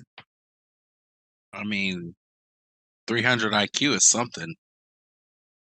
Is that I'll even s- like physically possible? I don't know. It's woman. Japan. You can do whatever you want. That is facts. I mean, Shikamaru's over two. Like the max is like 160, and Shikamaru's like Einstein was 160, and Shikamaru's 200 as a 12-year-old.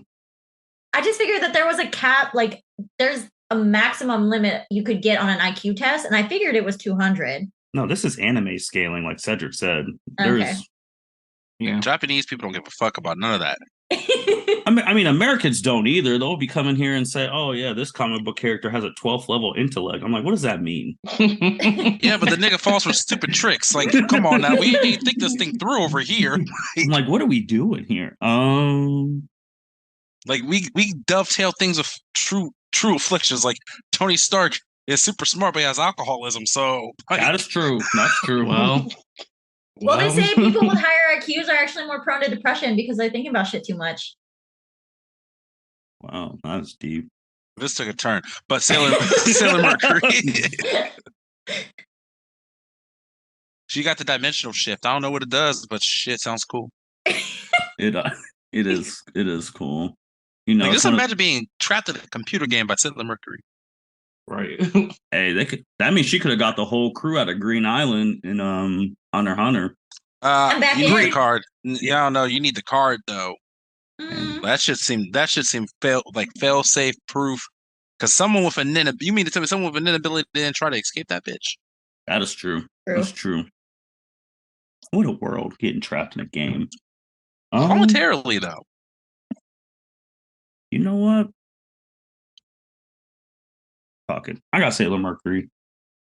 Hmm. And then the next one, since I went last, I'll go first. I got Fish Wait, Karate. what about Niki? Niki? No, I already said Nikki it. voted? He already, did you? he voted. My Yeah, he bad, voted. my bad. Yeah, it's 4-2. Mm-hmm. I got Nikki's man. I got Fish Man. Karate. I will second that. I got Jinbei as well. I have Jinbei as well because he's pretty much not impervious to damage, but he can take a lot of damage. What, Jinbei versus Harabelle? Mm-hmm. Yeah. I was trying to figure out what Harabelle's water shit was. I just remember that bitch swinging the sword. But yeah, I think it's like, I gotta go with Jinbei here, especially if there's some water around, swimming around. Cedric. Oh, bro, that nigga giant. I'm going Jinbei. Told you, Cedric, he a big man, a big fish. Andrea. Oh, bitch, you copied the wrong one. Did I really? Yeah, Tomioka and Sailor Moon. Oh no. Oh, Collusion. this is gonna be embarrassing for the stream. Thank you. Good call out. Yep, I got you. And then why the fuck did it make it okay? Anyway. It's gonna be okay. Let's go regular size, right? Yeah. That's what she said. Wow. So we got Jean. You enjoyed that too much. You I really need you did. to calm down over there. Oh, that's my first one in a while. Oh, now this is man, we got some OG animes in the finals. One Piece, Sailor Moon. Cedric, who you got winning this for the final 4 spot? Bro, I honestly don't know. I like Jinbei. Honestly, Fishman, I know she could change dimensions, but that nigga's 9 feet tall. That's a big ass dimension you got to build, ma'am. Mm-hmm. That's facts. So I'm pick Jinbei. Andrea. I guess I just don't really know how she's gonna win the fight per se, but at the same time,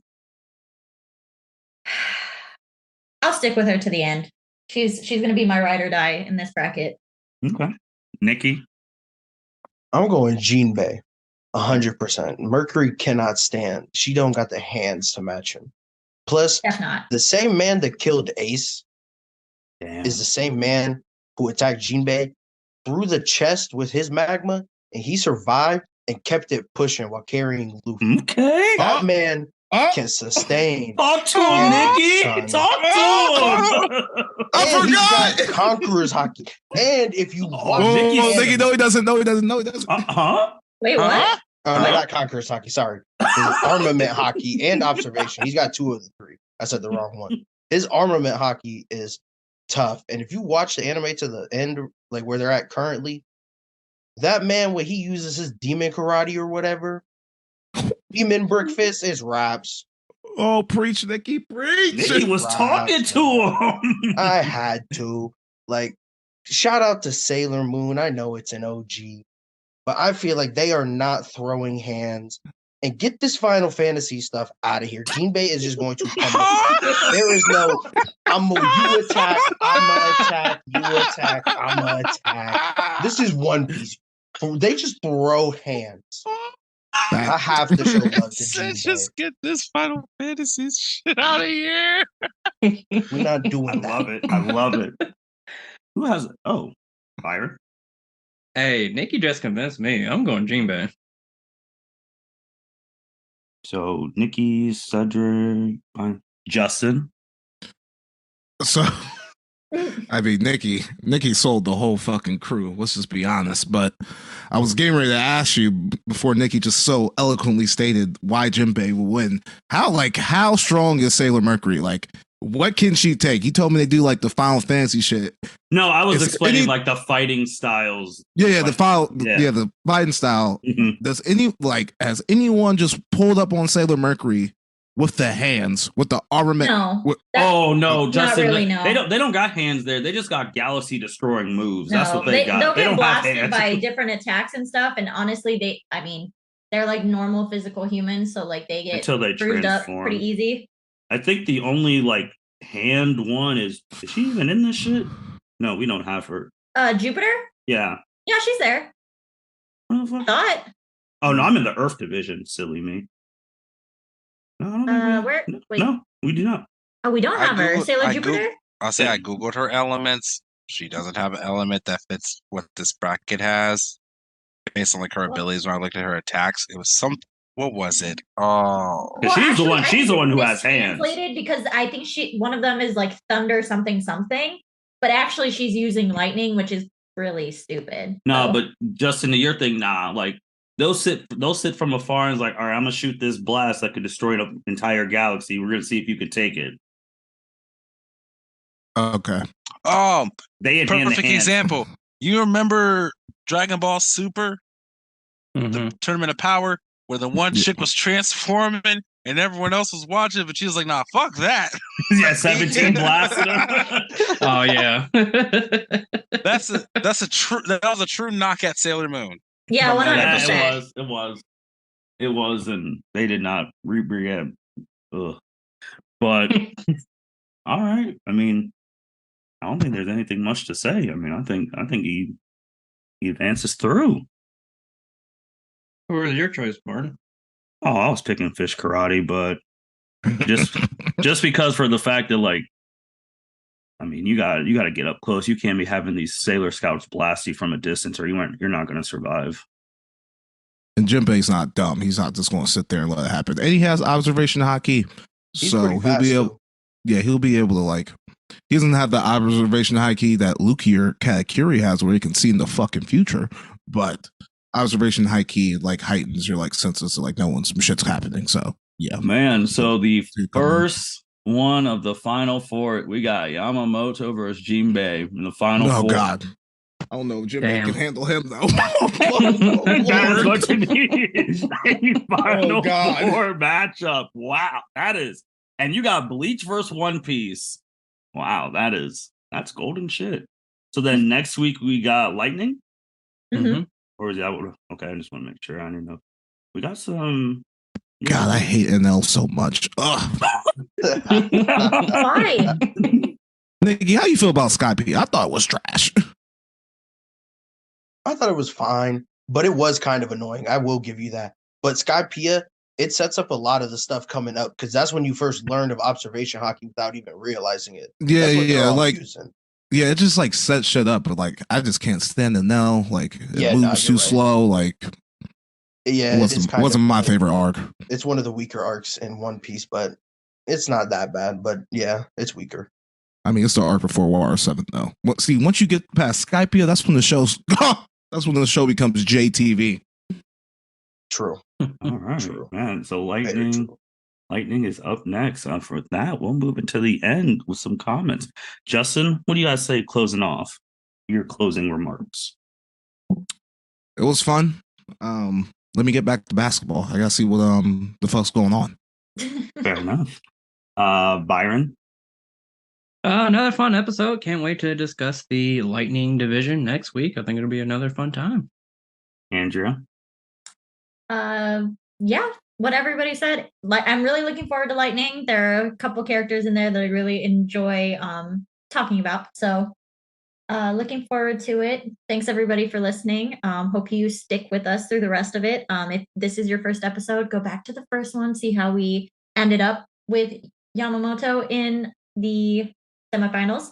And yeah. Man, the man who had his best monologue on any podcast ever, Niki. Man, it felt good to ride for One Piece. I had to. We'll see how the finals go. But as always, let us know your thoughts. Let us know your comments. We want to hear what you have to say. Cedric.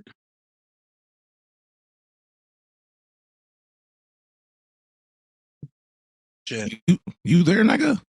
Good shit. I'm honestly just really happy. Really happy. Thank you for joining us, Justin. I really appreciate you coming by, making time for little old us.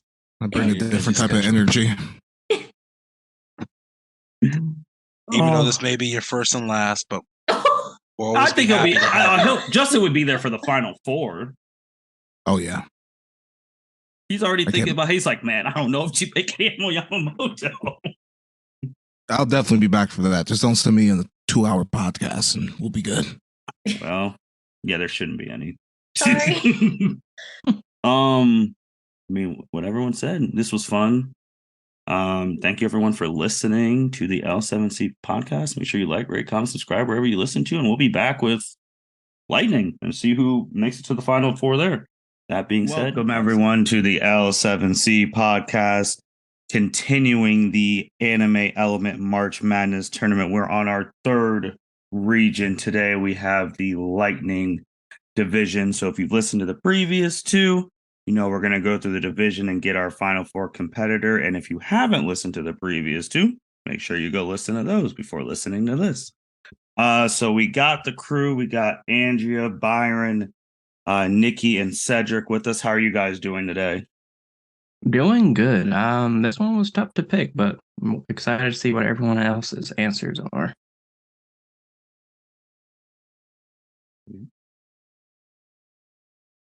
Yep. This was an interesting one. I'm kind of going in a little blind, so I'm just gonna see where the wind takes me on this one.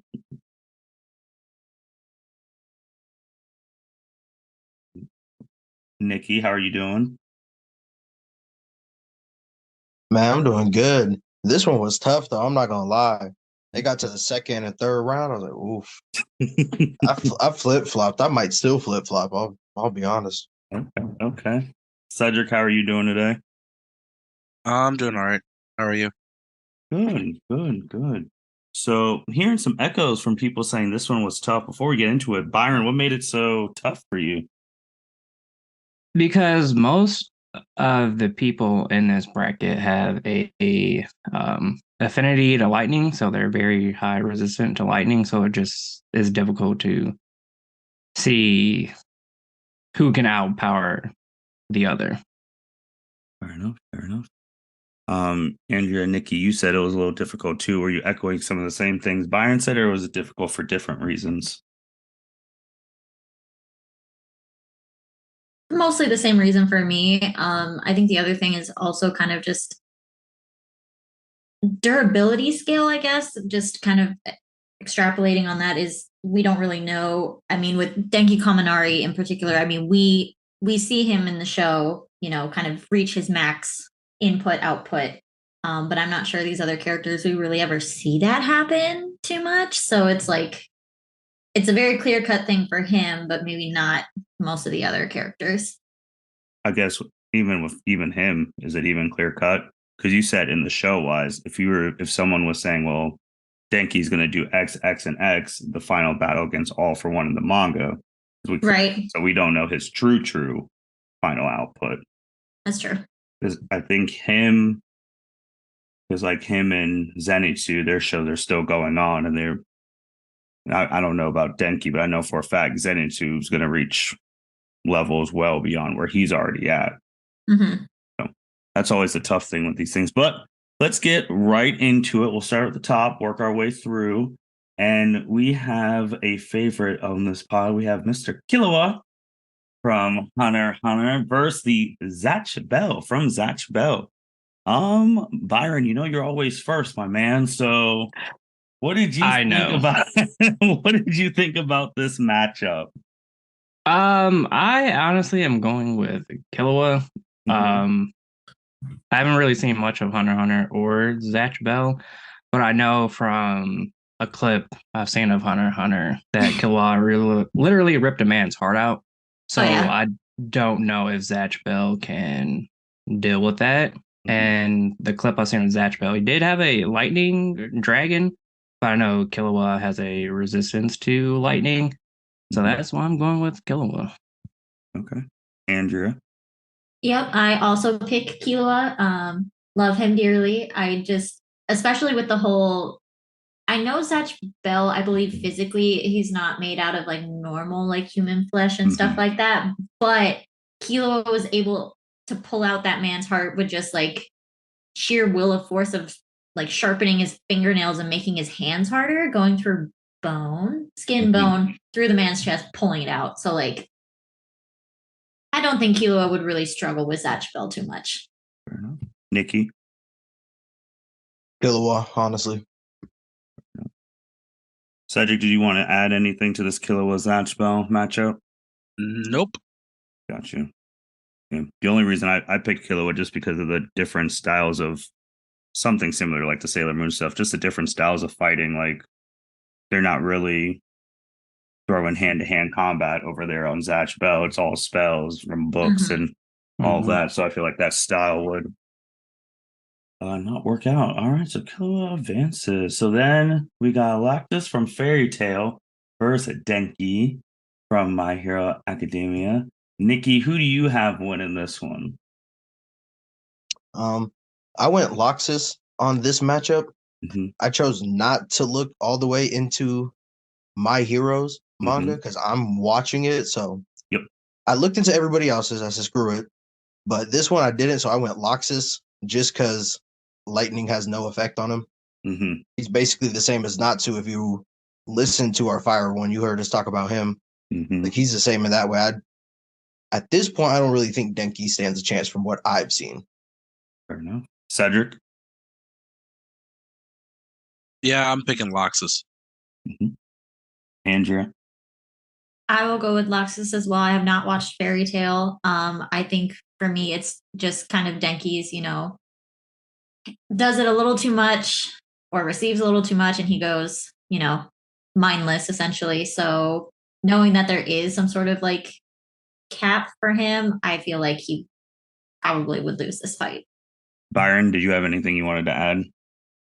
No, I picked Loxus as well because he can eat lightning like Natsu can eat fire. So that was my main point of passing him through because I don't think Dinky can handle a lot of lightning like Loxus can. So I think Loxus would just overpower him.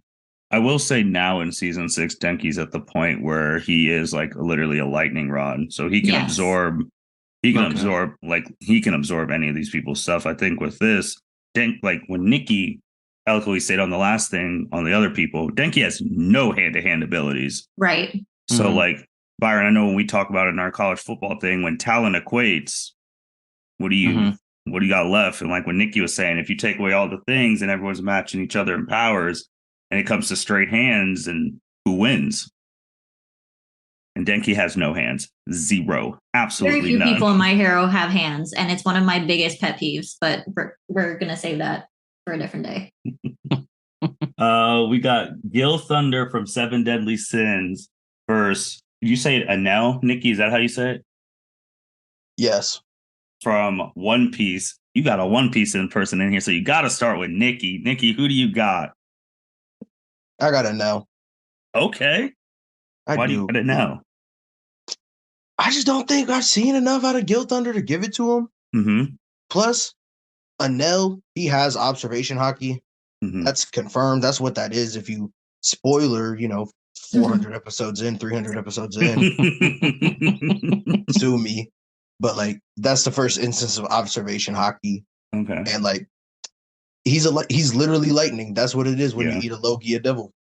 So I just don't think Gil Thunder has it in him. Got you. Byron? I also picked Anel, because basically the same reasons that Nikki did. Also, um, I don't know how much Guild Thunder can absorb lightning. I know he's like has high durability, Yeah. but I don't know how durable he is against lightning. Cedric? I'll go in L. Andrew, is there anything you wanted to add? Absolutely not. Okay. What did I have on here? I said Anel. I mean, like Niki was saying, when I was reading up and watching his stuff, his abilities are crazy. And then with 7 deadly sins, maybe because I've been spoiled with Dragon Ball, they said Guild Thunder's like power level reached like 2,330. And I was like, Yeah. is that supposed to be high or is that low? I know it's high. I'm assuming it's high because they made a big deal out of it, but I'm like where are you placing in other verses if your power Yeah, is he's supposed to be like one of the top holy knights in Seven Deadly I Sins. did see that. Yeah, one of the holy knights, one of the strongest out there. But this and now, I was like, wow, we got some hacks over there in Niki's world. There truly are. We got Luck Volta from Black Clover versus Zenitsu from Demon Slayer. Andrew, who do you got? So I really, honestly, this is the matchup that I wanted the most guidance on because for me, I think it comes down to speed for the both of them. And I'm not sure, maybe y'all saw it in your research somewhere, but I don't really know kind of scale wise who's faster. And for me, I think that might be the decisive factor. So if So you were, I don't really know. you can't move on without you picking, man. Uh, I mean, you can always change your answer, but if you're leaning which way are you leaning? Well, I would have to lean towards Zenitsu only because I know him better. Okay. That is fair. That is fair. Niki? Obviously, I'm a huge Black Clover fan. Mm-hmm. I love Luck. Mm-hmm. I really wanted to give him the dub. I really did. Mm-hmm. But like when it comes to side characters in these shows, Zenitsu's just that tier above Luck. Like, don't get it twisted. Luck's one of 4 people to achieve a certain spell in Right. that show, Mhm. if you're reading the manga. But like Zenitsu, what he does in his manga, I low key will give it to Zenitsu, especially because he uses a sword. Fair enough. Cedric?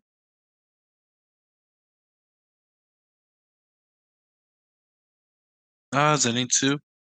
Okay. Okay. Byron, do you have anything you wanted to add? No, I picked Zenitsu too because I think that Godspeed, from what I've seen, is super fast. I don't know what how fast Luck Volta is in Black Clover.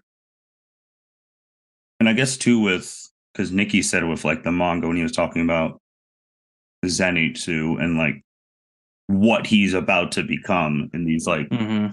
down the road, he becomes the fastest person in that verse. Mm-hmm. Like he's gonna get to the point where he's tagging Musin. So Just impressive. which I mean I know wait. the thing too, his biggest thing is obviously right now, anime wise, he is only confident when he is asleep. That is obviously a super big weakness right now for him, his unconscious combat, which we will see him overcome in a year's time. So, but I agree.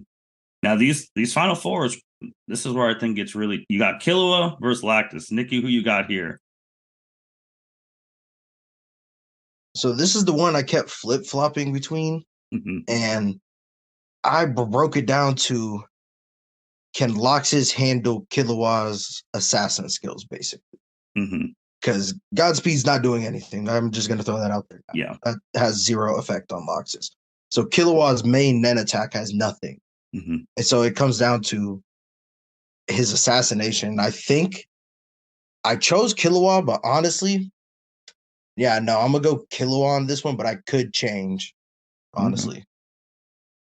I'm not gonna lie, because ever since you guys were telling me about Natsu and stuff, and I've been watching I've been watching the fairy tale and all that stuff, and then I was watching Lactus and stuff.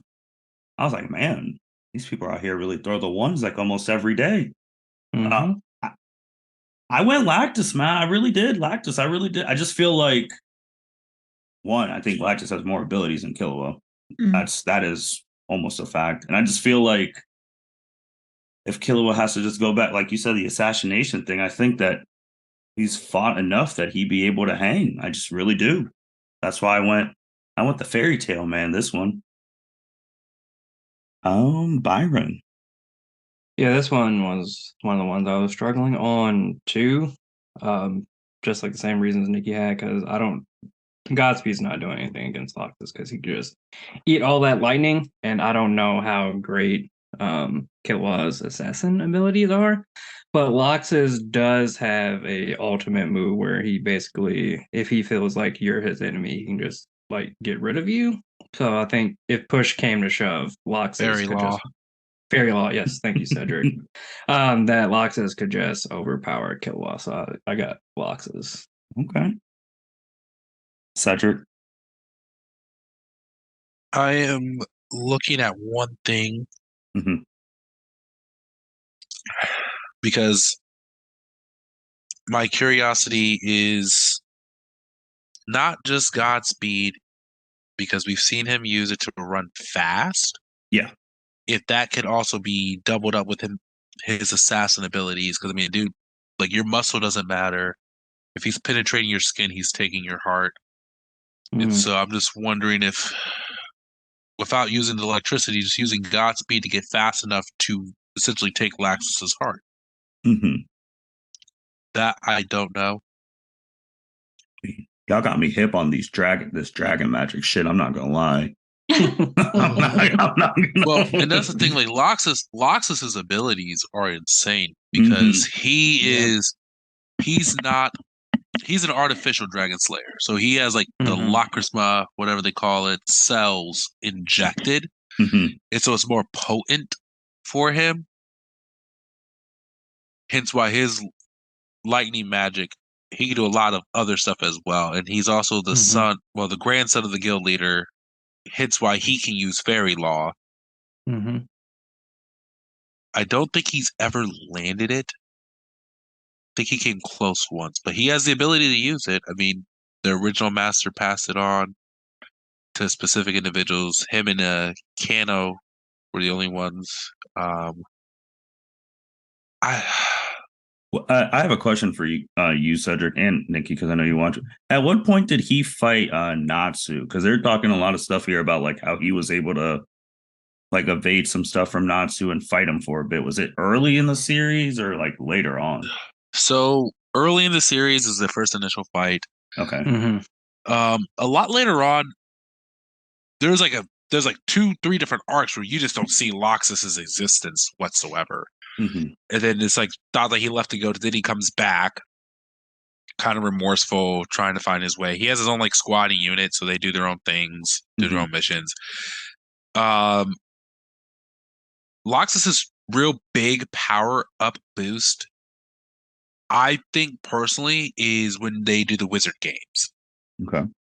Because similar with Dragon Slayer magic, there's God Slayer magic, Demon Slayer magic, all that jazz. There's a Thunder God Slayer in what's thought to be at the time the number one guild that he fights, and honestly, that match is live. And so, I think that was like a true test of like you don't really see Lox is almost. It's rare that he doesn't. I think the only other person he may have struggled with is his grandfather, just because I mean he's one of the wizard saints, and then anyone else that's like Ezra, who's just like almost god tier infinite magic power, or just a true mismatch for his abilities. But a lot of times he's a guy, he'll take an ass whooping too. Like, dude, I remember when he was fighting the demons, dude's whole body was poisoned, so essentially he couldn't use magic. He still whooped that dude's ass at the end, and like almost died pretty much. So like, as far as heart goes, I think Loxus has more heart Mhm.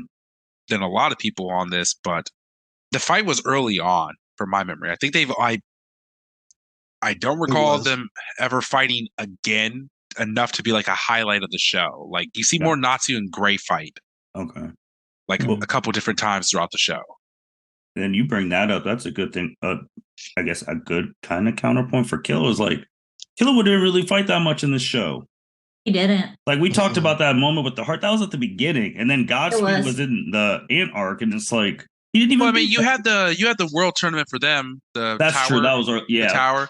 But even then, like he was overpowered compared to everybody else at that point until they started using Nen. And even when they first started using Nen, his opponents are just not to his level. But once they kind of him and Gon both took an L initially when they first started doing the Nen abilities because Yeah, they right. underestimated their opponents. It fell for like easy like traps yeah. per se. Yeah. My thing with Kahlua is he's not. And to my memory, I haven't seen him down bad to the point where it's like, yeah, like I have to win or I die. Yeah. Like normally his brother, that whole thing is like, if you don't fight anyone that you can't beat, then you just leave. You gotta run. Mm-hmm. Wouldn't it be his situations like that were right when he removed his brother's Nen needle with was it what was that guy's name? I want to say Raditz, but that's not right because that's a Dragon Ball Z character. Oh, But- hell. yeah, like I know that's not the right name. But the ant that's like a rabbit and like the first ant that they ever encountered, that's when Killua had that whole like psychological, and then he removed. Oh yeah, the You talking about the octopus? the chimera ant that had the wings, the rabbit yes, that the could wings use with the Nen. rabbit Oh, face. yeah. It was the first time I that know they who you're talking seen about, yeah. that they themselves have fought chimera ant that could use Nen as Yeah. well. But even then, like it wasn't so much as he was going to die because he ended up smoking that dude. Well, right, but it was because it was such a close level of power. That's when Illumi's Nen needle was like, it's safer to run. Like you should run. Like you don't know if you're gonna win. Da, da, da. And that's he took the Nen needle out and then smoked him because, like, yeah. But removing that fear, and then I'm sorry, I can't see who's talking right now the way I have my Zoom set up, but whoever mentioned the battle with the octopus, like that would also be another situation where Kilo was like literally on the brink of death. Where When- does Lactus rank among like the people on Fairy Tail? Like if you guys had In to, the guild, or are we talking about in their universe? I'll say the guild. Because tier. their universe is quasi broken. Yeah, so Yeah. guild, so like guild.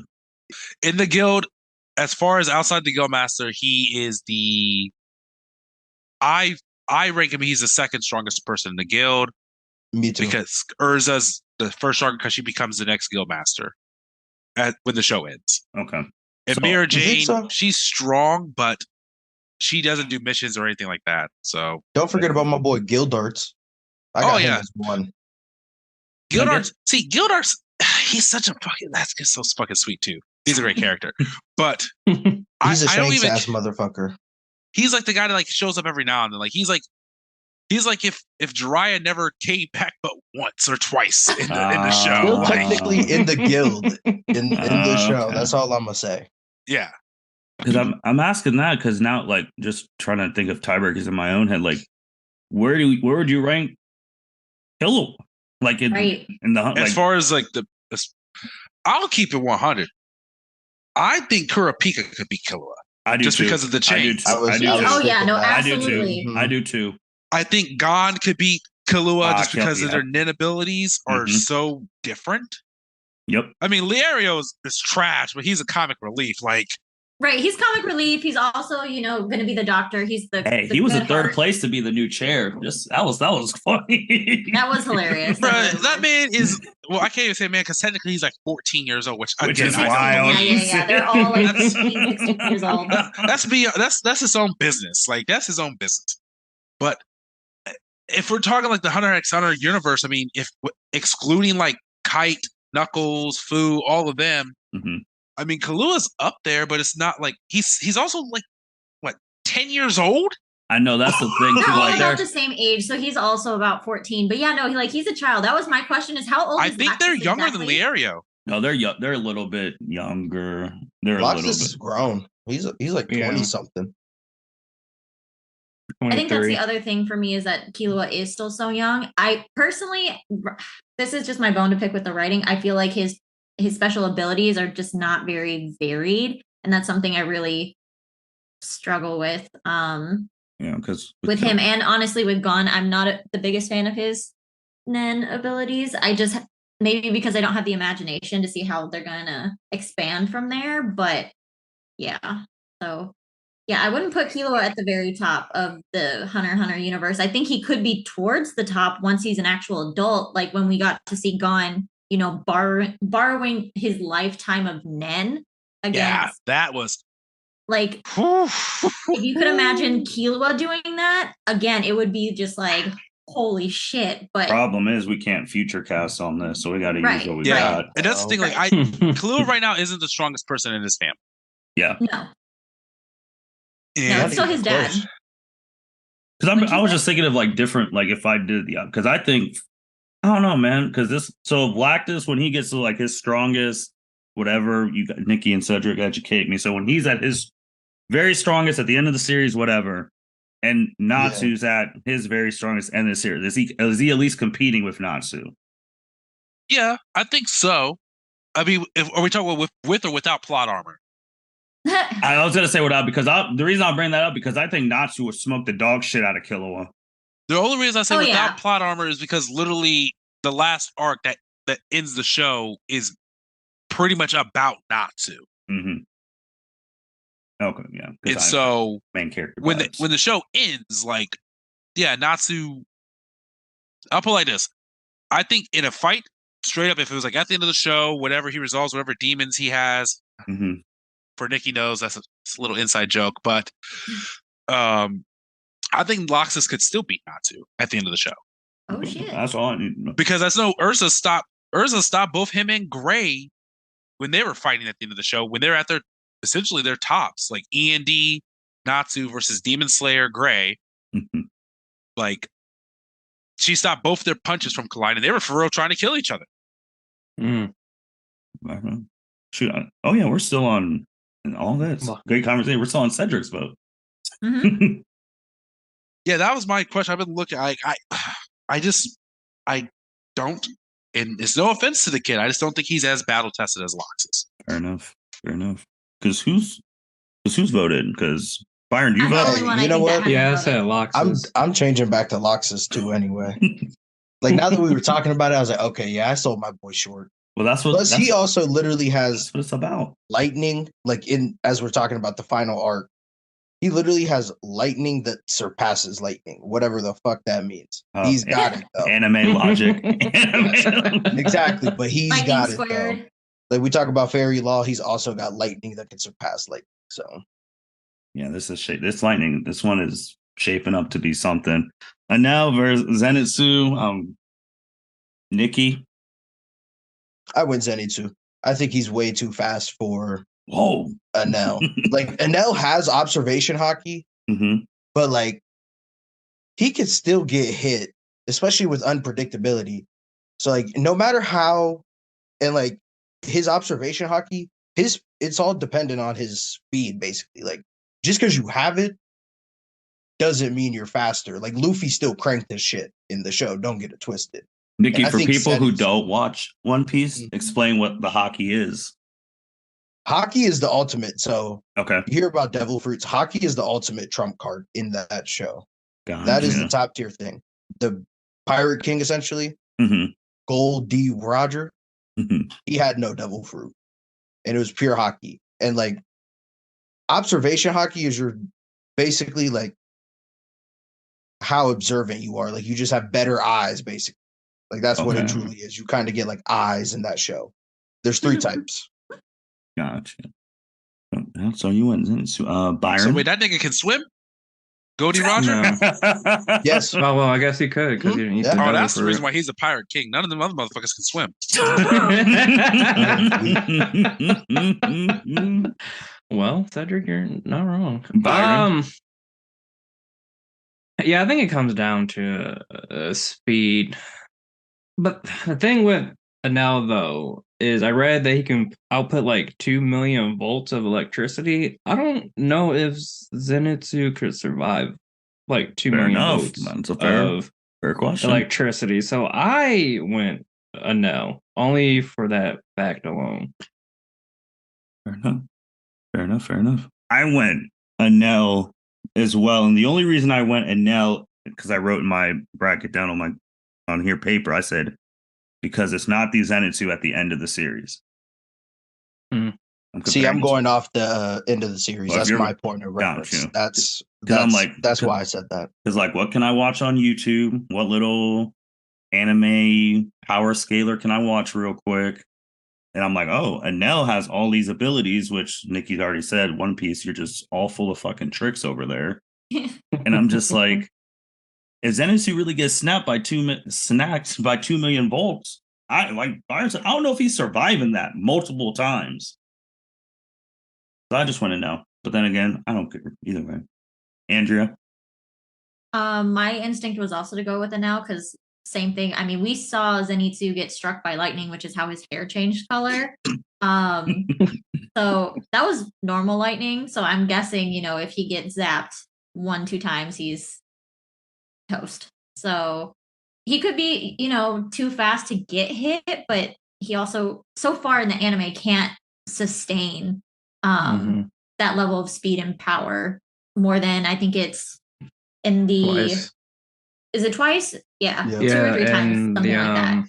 Entertainment arc, yeah. Arc, he said he could only do it twice, one to get out of the rubble and then one to Kill man, Daki. That's right. That's right. That man Yeah. had a whole building falling. What an ending to that season. But continue, Andrea. Oh yeah, no, I pick Enel. Okay. Cedric, was there anything you wanted to add? Nope. I was saying, I can't wait to see what Zenitsu becomes, and I can't wait for people to see him. Man, Niki, one of your guys again. Actually, I guess both these are your guys, but I always call One Piece people your guys. In the Elite Eight. Now versus Lactus. Who do you got in this? This was tough because Loxus isn't affected and Enel isn't affected. All By lightning, So basically, talent's equating. Yeah, exactly. So like that kind of cancels out. So then we have Enel's observation hockey basically Mm-hmm. versus Loxus's other magic. Mm-hmm. Ooh, this one's tough. If we're going off base, you know what? I'm gonna go with Nell on this one. Okay. I'm gonna give him the dub with the observation hockey. Okay.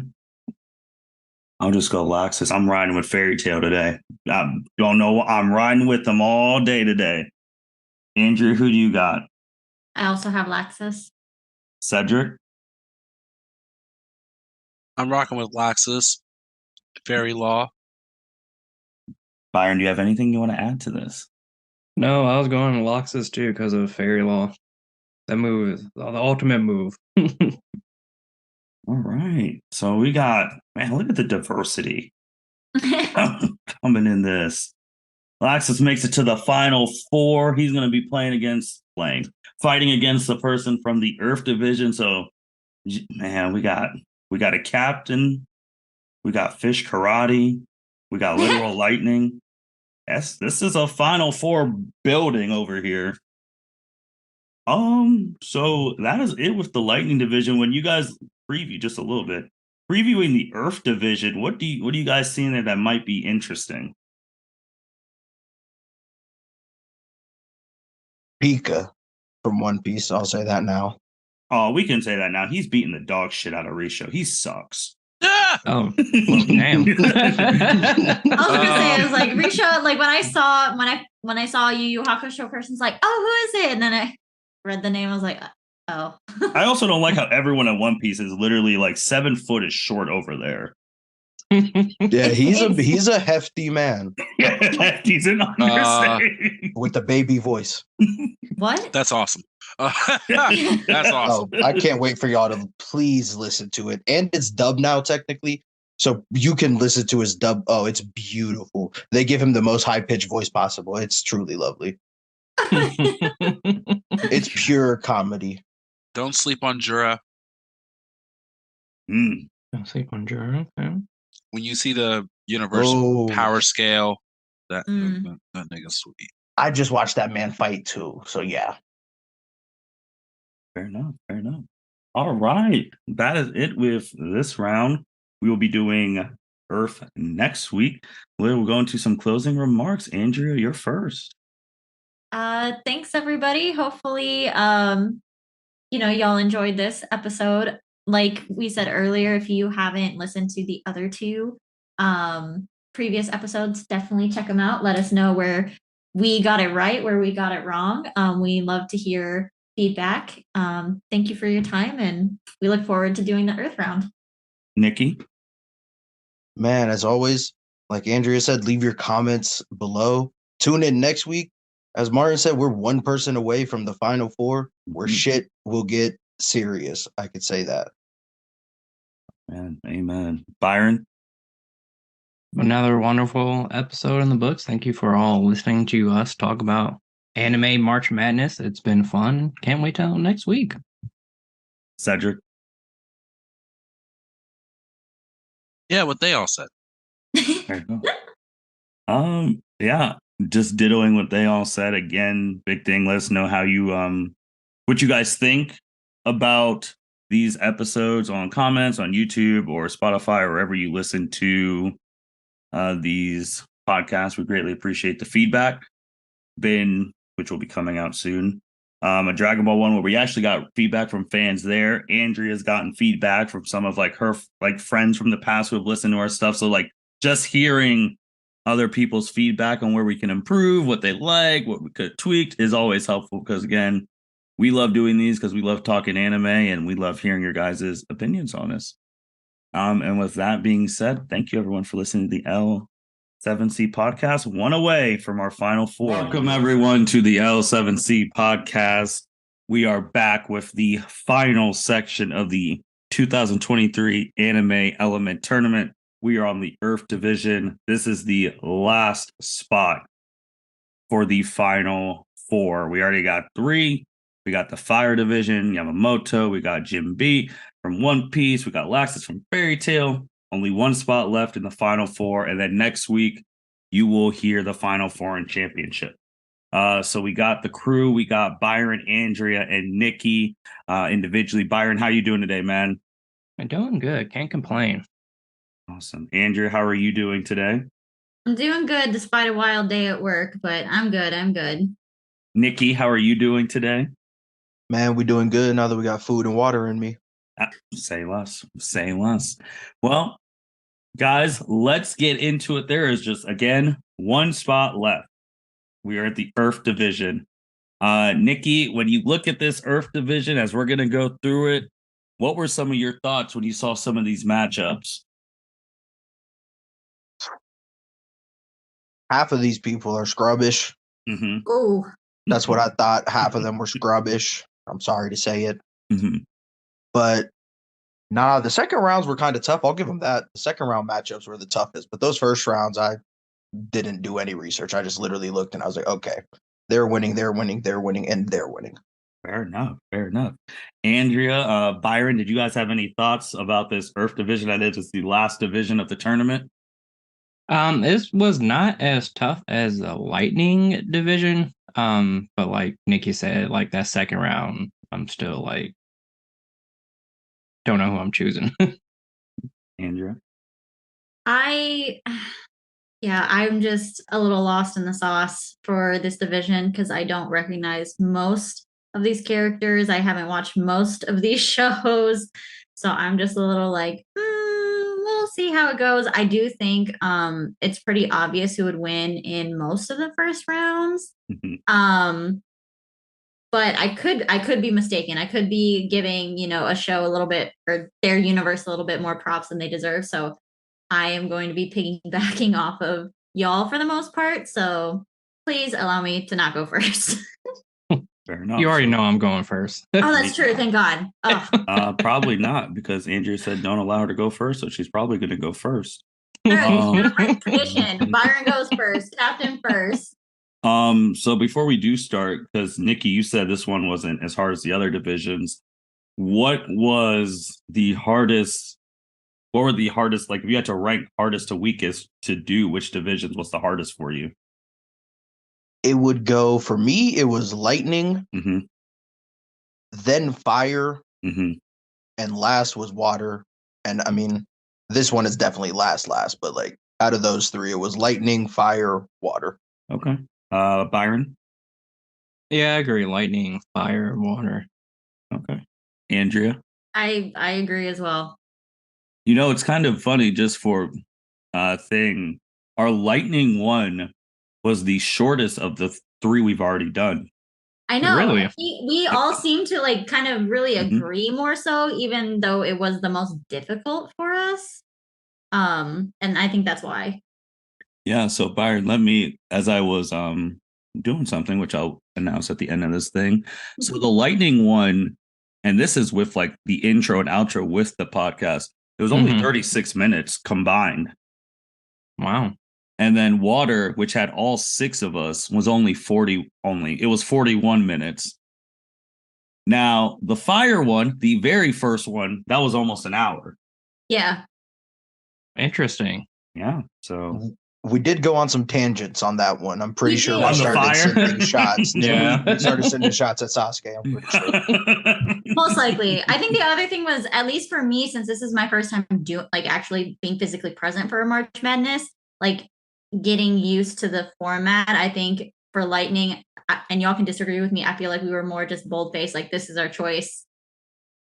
X and Y is Y, and boom, it was like move on. Whereas the first one, I felt like I know I was over explaining basically all of my choices. So yeah, I do feel like the one that had the most debate per se was that Elite Eight of Sailor, Mercury, and Jim B. I feel like that was the most debated one. And then Nikki came in with the debate of the century for his Yep. guy. yep. Yeah. That's what swayed me, because I definitely was probably going to pick Sailor Mercury. But then when Nikki talked up Jinbei, I was like, you know what? I'm gonna go with Jinbei. Yeah, I'm sorry. I was not letting Jinbei lose that one. I'm sorry. That was not happening. that's I what had it's to all The ride. disrespect for Nikki would have been too great. that's what it's all about. That's what it's all about. But let's see. Let's go through it. We have the strongest earthbender in the Avatar world, Mhm. Toph, versus Jirai of Fairy Tale. Byron, who do you got in this one? I think it comes down to hand-to-hand combat. I know Toph can basically bend Earth, which Jura is a Earth magic user. Mhm. But if he is able to get close, I think it will come down to hand combat, and he's a master hand to hand combatant. And I don't think Toph can hang with him, so I'm picking Jura. Andrea? I'm also picking Jura against my soft spot for Toph. Toph is freaking amazing. Mhm. She, like you said, is the greatest earthbender in the Avatar universe. She also invented metal bending. Mhm. So Mhm.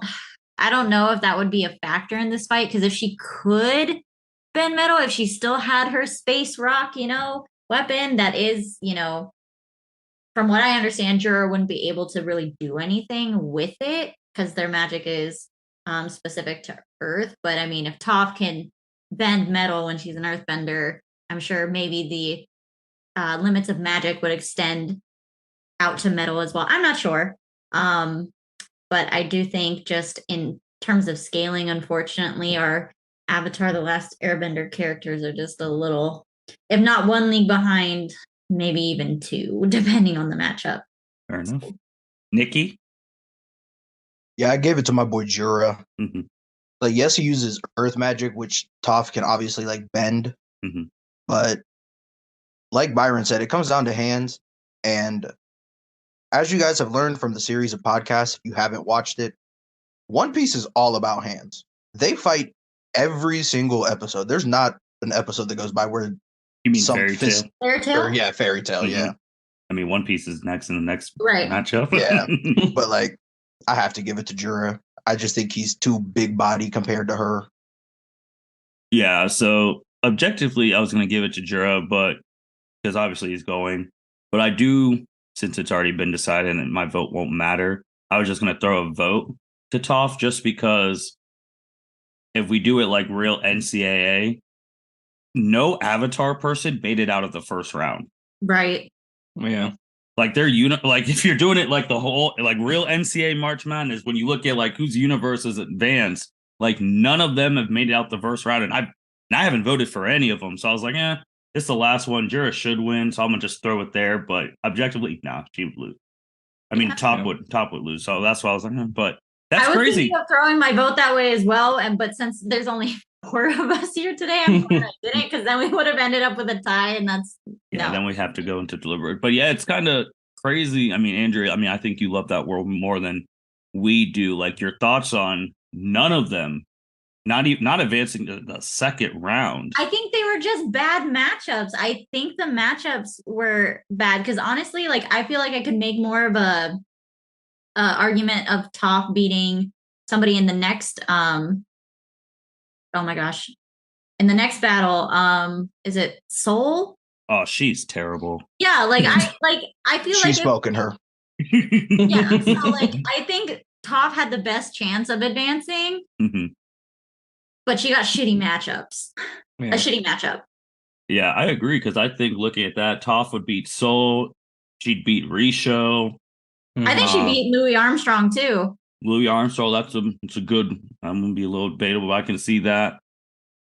On the fire side, I truly do not. Besides maybe Mustang, I don't know who Zuko would beat. Right. Yeah.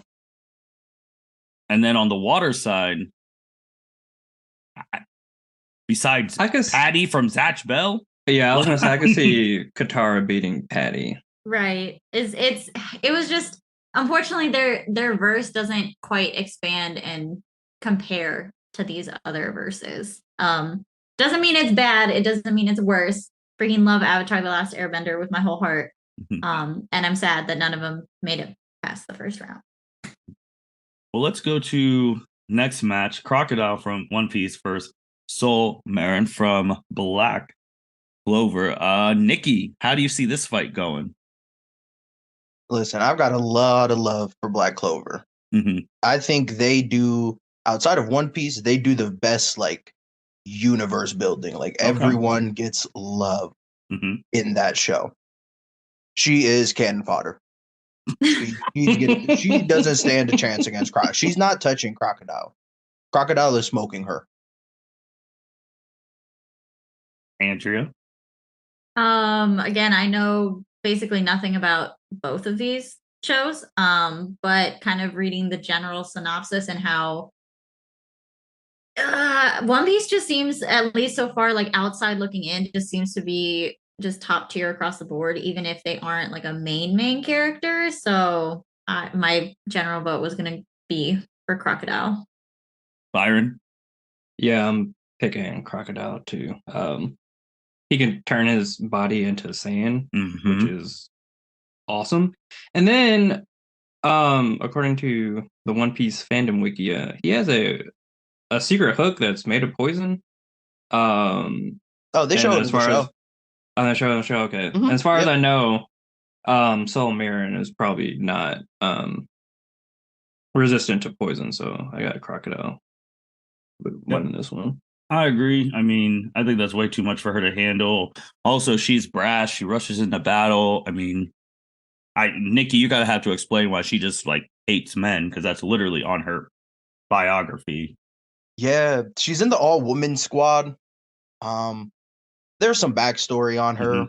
I'm pretty sure there's like a valid reason why she hates men, but she's just a part of the all-woman squad. And like her captain is one of those like anti-men, but she's in love with Asta's captain, my boy Yami. Shout out Yami. So like, yeah, I don't really care for her, so I couldn't tell you. And then one of Crocodile's accolades, no matter when it was, I mean, he has a win over the main character of that show. He has a win over Luffy. He's got 2 wins. 2 wins. Oh yeah, they fought like 3 times in the Alabasta arc. Wow. And he only won because main character plot armor. Mhm. Like that show Right. would have been over if Luffy doesn't have main character plot armor. Mhm. Got you. You got Louis Armstrong from Full Metal Alchemist versus Diane, Seven Deadly Sins. Nikki, I know you do like Seven Deadly Sins. Am I right? I do. I've seen all 6 seasons. Even How are though you it went feeling to about shit. this matchup with Diane in the? Is this the first person from Seven Deadly Sins? I think so. Yeah. Yeah. First. She's the only one that has like. No, we had No, Guilt no, we Thunder. had We one, had yeah, Guilt. in the lightning. Oh yeah, I forgot. Guilt Under the Night. Yeah. So Nikki, how you feeling about this matchup? I love both these shows. Mhm. Full Metal's in my top 5 of all time animes, Mhm. but I'm gonna give it to Diane strictly because 1, she's a giant. Mhm. 2, she's got a wider range of spells than what Louis can generate with his transmutation circles and stuff like that. Like this is another one of those where just like Avatar: The Last Airbender, like Mhm. Full Metal doesn't compare to some of these other universes. So I Yeah. had to give it to my girl Diane. That is a good point as well because Full Metal also never, well, has not made it out of the first round. That's a good point. Mhm. The Avatar thing. Good on you. Andrea? I am also not familiar with Seven Deadly Sins. I've seen too many clips of the main character being a little too pervy for my taste, so I'm just like, no, thank you. Oh my. Meliodas? Yes. Yes. Anyway, and I love Full Metal Alchemist. It is, like Nikki said, also in my top 5 or top 10. I've never officially ranked my favorite shonen anime, but like I adore it. However, even within their own universe, Louis Armstrong was taking some L's during the show.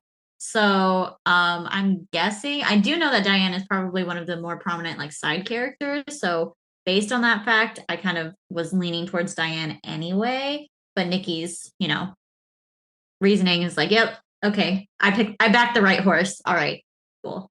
Enough. Byron? I also have Dion taking this one. She is a giant who has a giant ass hammer, and she can basically use creation magic, which can basically move the earth. So I got her taking this one. Oh, I don't disagree. It's just a wrong matchup for Mr. Armstrong. I mean, I personally don't even think Diane is that sweet, but again, like we've talked about, matchups matter. Mm-hmm. And then this one, all right, let's just get this out of the way. Pika's beating Risha. Risho. That's easy. Yeah. Yes. Bro, I had to look up who Risho was again. Same. As soon as I saw him, Same. I said, all right. He's the same guy when they were fighting after they were getting screwed in that matchup too by that shitty ass owner of their team, and then Tagoro killed the owner. And then that's the one where Kuwabara was the last person. It's like, damn, he's about to lose. And then Hiei's sister pulled up, and then Kuwabara got all the strength and knocked his ass out the ring, and it was over. The power of love.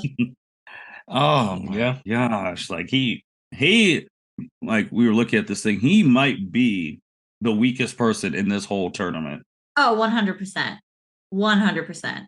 Like Katara's beating Risho. Zuko's probably beating Risho. Like, yeah. I guess the only arguments potentially you could argue about the people from Zatchbell, but yeah, he's the weakest person this turn. He's up there. All right, now these ones get interesting. You got Jura from Fairy Tail versus Crocodile from One Piece. Byron, who you got in this one? This is the one I struggled the most with. I think I'm gonna have to go Crocodile because he has he can touch you with his right hand and just basically sap all the water out of you. And that feels a little too OP to me. Okay. Nikki? This one was tough. Real tough. Like Jura is one of the 10 Wizard Saints, which is like the top, magic people in Fairy Tail. But Sir Crocodile, we're gonna put some respect. They do call him Sir Crocodile in the show too. Okay. Put some respect on him. I gotta give it to Crocodile on this one because he's got the sand fruit, which, like I've said for Ace and Anel, his body is pure sand. And he, like Ace, has got it to the point where he doesn't have to like see you or know you're even coming to activate his ability. Like he got slashed in the head by Don Quixote do Flamingo. We're gonna put respect on his name too. Got sliced in the head from behind, didn't see him, had no clue he was coming.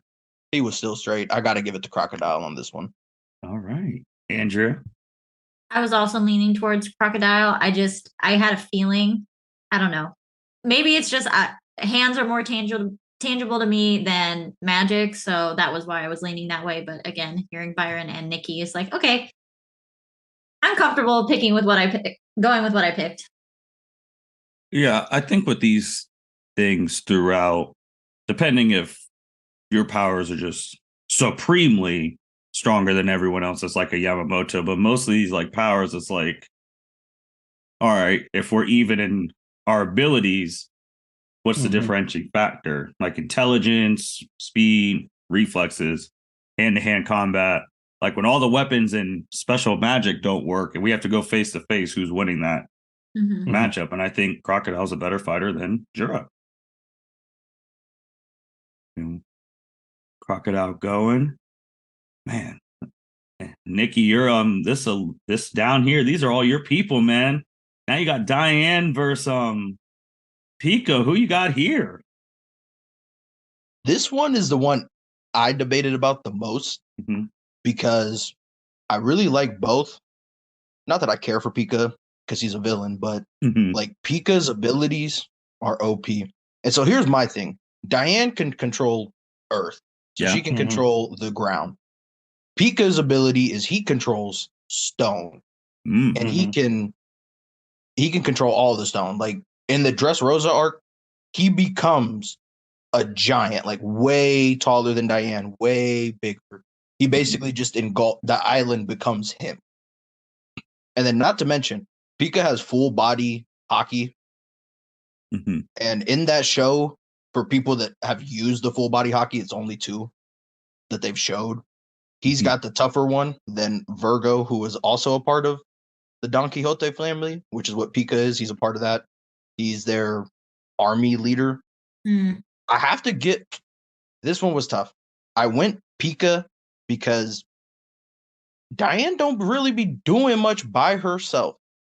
Like if it's not King with her, it's always somebody else helping her in these fights.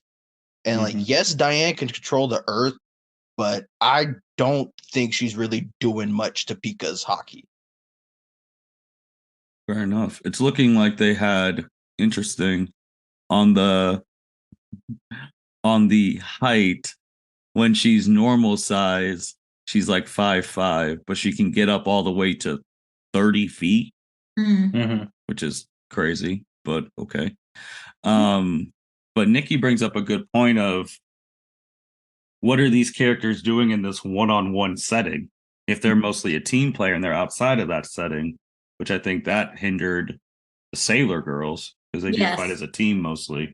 So that's a good thing on Niki bringing that up. So going with Pika. Andrea, this is giant on giant. These are 2 big people. Well, the bigger they are, the harder they fall, I guess. And it sounds like Pika's putting Diane down. That's what it sounds like. Okay. Byron? I got Pika. Like Niki said, Diane is more part of a team, the 7 Deadly Sins, which is like one of the most powerful groups in 7 Deadly Sins. So I don't remember a time where she's fought 1-on-1, and I know Pika probably has in One Piece. So I think his ability to fight 1-on-1 gives him the edge over Dion. Okay. Well, this is the last Elite 8. This is the last spot in the Final 4. This is the first time in the bracket we have 2 people from the same universe fighting for this Final 4 spot. Crocodile, Sir Crocodile, versus Pika, both from One Piece. Got to go to the One Piece expert, Niki. Who comes out on top in this match? Yes, sir. This one is a tough one because we technically haven't seen Crocodile use hockey in the show, but he has survived getting sliced by the number one swordsman in that show, which is Dracula Mihawk. He's the top swordsman. Zoro still isn't touching Dracula Mihawk, even at this point in the show. Wow. Y'all get. He used to beef with Shanks. Like him and Shanks used to fight all the time. And that says something because Shanks is basically like he might as well be the top character in that show. If you've seen the new arc, you've seen what he did to somebody who was just fighting Kaido and Big Mom in the show. You see what he does. One shots him. Oh wow.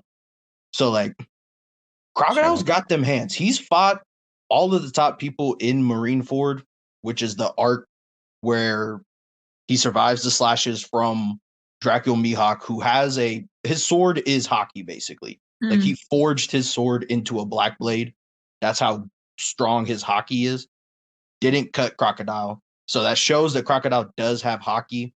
And if you're privy to the manga, not many people are, obviously, 1079 just dropped. So wow. You see that Crocodile is a real player. He's a real player. His bounty, he's one of 10 people they've shown that has over $1 billion bounty. Damn. In that show, like spoilers, sorry. I have to give this one to Crocodile because I think he can fight with Pika. Like Pika's got the stone fruit, but Crocodile has the sand fruit, and Crocodile is Logia. That's the thing with Pika. He's not truly Logia. He is Paramecia. Side note. What's the difference? Because that's what I want to ask you. There's 3 types of devil fruits. There's Logia, which is basically elemental users. And they just become that element, attacks pass through them. All their attacks are based on that element. And then Paramecia, or I'll go Zoan. Zoan is animals. They can transform into whatever animal that their fruit is. And everybody has 3 forms, like their human form, their full-on beast form, and then their like man-beast form. Chopper's an exception. We won't include him. And then Paramecia, that's just kind of all the non-elements and non-animals. So like, for example, Don Quixote do Flamingo, who is Pika's boss, who is the main character that Luffy fights in the Dressrosa arc, he has a Paramecia fruit, and he has a string fruit.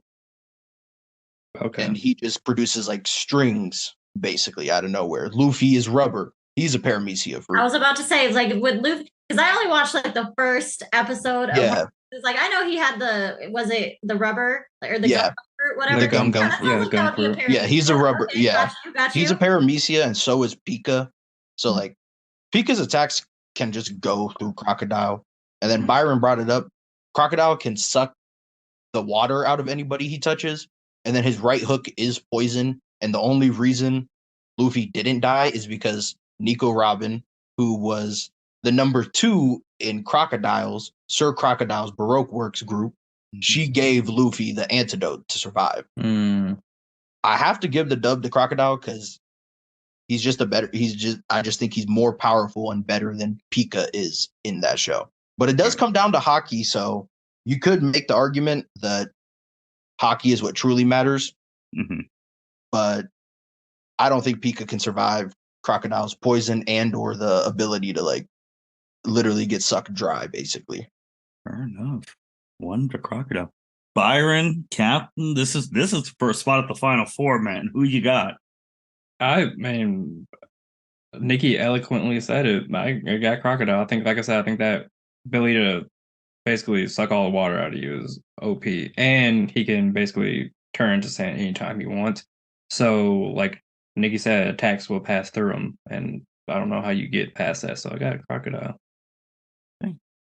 My hero enthusiast, Andrea, your vote can decide this spot for the last spot of the Final Four. Who you got? I am also going with Sir Crocodile. I mean, they don't give him the title of Sir for fucking nothing. So Yeah. That's where we're going. All right. And with that, Crocodile takes the last spot in the final four. It's all set. Got Yamamoto, Jim B, Lactus, and Crocodile. That's the final four. Niki, how do you feel with and looking at the Elite Eight? Half of the Elite Eight was One Piece. How do you feel about that? Man, I feel good. And I know I had to get some One Piece characters through. I would have got rang out by that community if nobody from One Piece was making it. But man, these are some interesting matchups. We'll see. Spoiler, I love you, Jinbei. I don't know if he's surviving what that man is. Not in a Bleach. chance. No. Not a chance in hell. So No. it's all gonna come down to Preview to next week. Crocodile It versus ain't Lactus. happening. Yeah, not a chance in hell. Byron, how are you feeling about you looking at this Elite Eight? You had 4 from One Piece, which is amazing. You had 2 from Fairy Tail, and then you had 1 from Bleach and 1 from Sailor Moon. How are you feeling about that Elite Eight that went to the final and then the final 4? I mean, from just looking at the Elite Eight to the Final Four, One Piece has some very powerful characters. It gets me interested to maybe restart my journey into One Piece, but those 800 episodes is daunting. I will 800, say bro. you can always You're stop underselling and go. I mean, whenever one of your animes aren't going, you could just hop That's in true. and then obviously to the female anime voice of the podcast, Andrea. How are you feeling then with this Elite Eight that only Sailor Mercury was the only female to make the Elite Eight? I mean, it makes me sad, but out of how many female characters in shonen anime are really that on that top tier level outside of like being almost a main character? Like how many just in general? Plus then when we narrow it down to like elemental users, there's not very many to even pull from. So like statistically, this is not surprising. I'm glad Sailor Mercury made it to the Elite Eight. But it's not surprising to me, and it's not like, unfortunately, I could really make an argument for the few female characters that were on here in some of the matchups that they had. You fought for Mercury though. That Elite Eight was coming down to it with her. It was. That you were her biggest champion. I will not absolutely take that. I'm not gonna let a 14-year-old with a 300 IQ not make it at least to the Elite Eight. Fair enough. Since they were not on here, how differently, depending on the region, because he purposely left them off, how differently would it have been if Naruto characters were allowed in this tournament? I don't think Fire changes. No. I don't think Fire changes. I think with the Earth, because of assuming we would put Gaara in there. Yep. That I feel like it would come down between Gaara and Crocodile. Ooh, that's a matchup. That would be a matchup, Sand versus Sand. But then here's the thing. I watched the death battle, and they had Gaara lose to Toph. Yeah. So it was like, I don't know. They gave her the metal bending, so like, okay. Well, that's what I was wondering. It's like, if we throw in metal bending, maybe. But I was also thinking for Lightning, the that changes Raikage. a lot. The Raikage. I wonder, honestly, because we see Kakashi use a lot of earth. I was about to say earth bending. Oh my god, earth. Well, lightning is his affinity. Yes. Yeah. But he also has an earth affinity because we see him do like mud type stuff all the time. So I'm wondering which one we would have put him in, because that's the other reason I believe that, they were left out of this entire thing. Well, also in conjunction with the fact we have a whole separate thing talking about Naruto characters all of the time. But it would be hard to classify them in one particular spot because they all are capable of using different elemental types of ninjutsu, most of them. Yeah, that's true, because even like speaking with him or other like people like a Gaara, which Gaara, are we gonna do it before he loses Shikaku? Like he would have had a whole tail. Like, are we giving like the full power Kakashi that he's walking around here with lightning blading Susanos?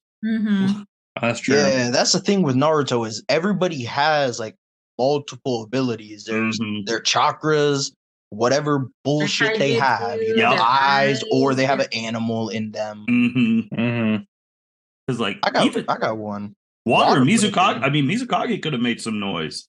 I was gonna Yeah. put fuck the Mizukage. I was gonna put a Lord Second in Kisame? there.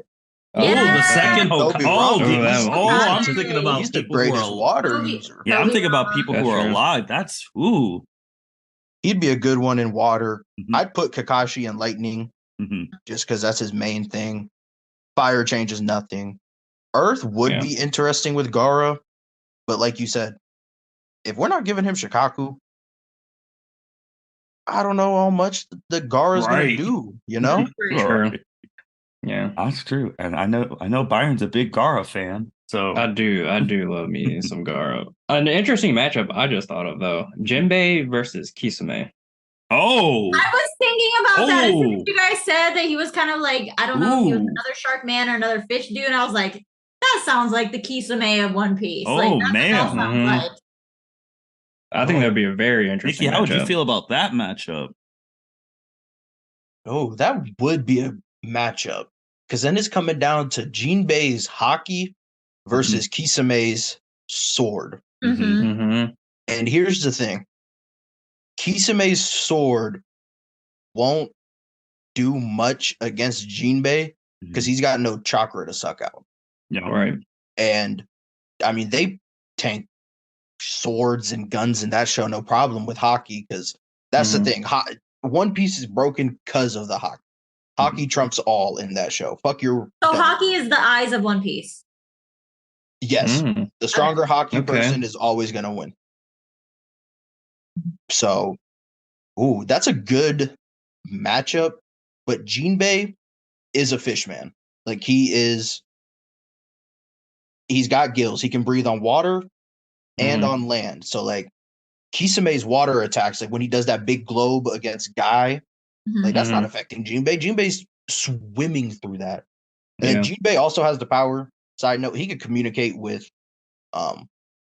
all water animals. Like he pulls up, he Mhm. summons a bunch of whale sharks. Like he himself is technically a whale shark fish man. But yeah, I got to give it to Jinbei on that one still, That's- just because that's I don't interesting. think Kisame Has enough answers. Yeah, Yeah. like his Semihata isn't doing much against Jinbei's hockey. That's a good one. So, like, even just going back to lightning too, you throw in Killer B and the Rakage. I mean, Mhm. I don't know how many of these people are taking a lariat.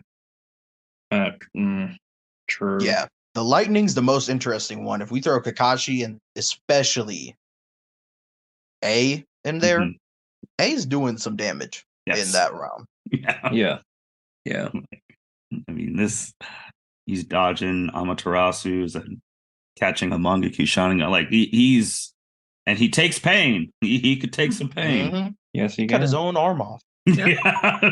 True. and wanted to fight still. Like, yeah, A's a real one. That's interesting. But we got the final four set. This is exciting. Our first anime elemental tournament. So next week, final four, crown a champion. We'll do some comments. Nikki, we'll start off with you, man. As always, let us know what you think in the comments. I'm intrigued to hear it. Is anybody gonna fight my One Piece arguments on this one? Got two of them in the final four, man. Good on you. Ooh, Andrea. Thank you so much for listening to us. We appreciate the support. We do want to hear y'all's thoughts. Maybe you just totally disagree with us. Maybe you can think of other people that would have been added into the different elemental categories that would have shook things up, or maybe we're just not thinking of the Avatar or Full Metal universe like in depth enough to scale it properly. And I would like to know what y'all think. And again, we appreciate your support. We hope you join us next week when we crown the champion. Byron. This was another fun episode of the Anime March Madness. Definitely looking forward to that Final Four. I kind of know who I'm leaning towards, but I definitely want to do some more research just to make sure it's the right person that wins. Right. Ditto to what everyone said. Thank you everyone for listening to L7C podcast. This has been a month-long journey. It's been a lot of fun. Our first one doing it. We got the final 4 coming up next week in April, and then we'll see what the next anime thing is coming. I might have something I'm gonna talk to the people on after this recording, get their thoughts on it. And this came from a fan's idea, so that might be our April thing to go with what goes on in April. But with that being said, this is the L7C. Welcome everyone to the L7C podcast anime edition. Today we have the final 4 of our anime element March Madness bracket that we started all the way back at the beginning of March. This is the 5th and final episode of this. If you have not listened to the previous ones, make sure you go listen to them. Broke it down by regions: fire, water, lightning, earth. So check those out before you listen to the final. We got most of the crew. We got Byron with us. How you doing today, sir? Doing good today. I'm ready to see who is the champion of this anime element March Madness tournament. I feel like I know who it is, but I'm waiting. Fair enough. We have Andrea with us. How are you doing today, ma'am? I'm all right. How are y'all? Good. This has been a journey. Can't believe a month's already zoomed by. Seriously. We got Niki with us. How are you doing today, sir? Man, can't complain. We still alive and breathing. Amen to that. And we got Cedric with us today. How are you doing today, sir? Hello. All right. So we have reached the final 4. If you follow us on any social media, Instagram or Twitter, you will see that the pictures came out of who's in the final 4. Yamamoto, Jim B, Crocodile, and Lactus. Each person, Yamamoto got here, he beat Ace first, then Fenten, then Natsu, then Jim B. Where did he go? He had Noel first, then Tyr, then Sailor Mercury. Mm-hmm. And then you had Lactus. Lactus started. He fought Denki, then Killua, then Enel. And then you had Crocodile. Where did Crocodile start? He fought Soul Marin, then Jura. And then he fought Pico, one of his own One Piece familia. So before we get into the final 4, because if we just dive right into it, this episode would be 5 minutes. Just I'll start with you, Niki. Like the journey, this has been a whole month and we've been doing it round by round, region. How have you felt these have gone? What have been some of your favorite matchups that we've done before getting to the final 4? Man, I honestly think these have gone great. You know, a lot of us seem to have the same picks. Mm-hmm. When it got to the Elite 8, that's when, you saw your differences between us. Mm-hmm. But this was honestly real good. When it comes to favorite matchup, them first round matchups were genuinely unfair for most people, I feel like. Yeah. Like the randomizer was not nice to them. Yeah, But the toughest one, it was definitely Loxus versus Enel. I think that might have been my favorite one just because of how debated it was. I mean, those were 2 high, powerful people. Agreed. Andrea, how about you? Like going through this whole month, like literally a whole month of this, and what were some of your favorite matchup? What were some of your favorite things that you saw throughout this anime tournament? So going through it for like a whole month, it's weird for me to be on a podcast this regularly, or this often, I should say, since I basically do 1 every month, so that's pretty regular. But to do 4 in a month and then do this one for the 5th week in a row, it became part of my routine pretty quickly.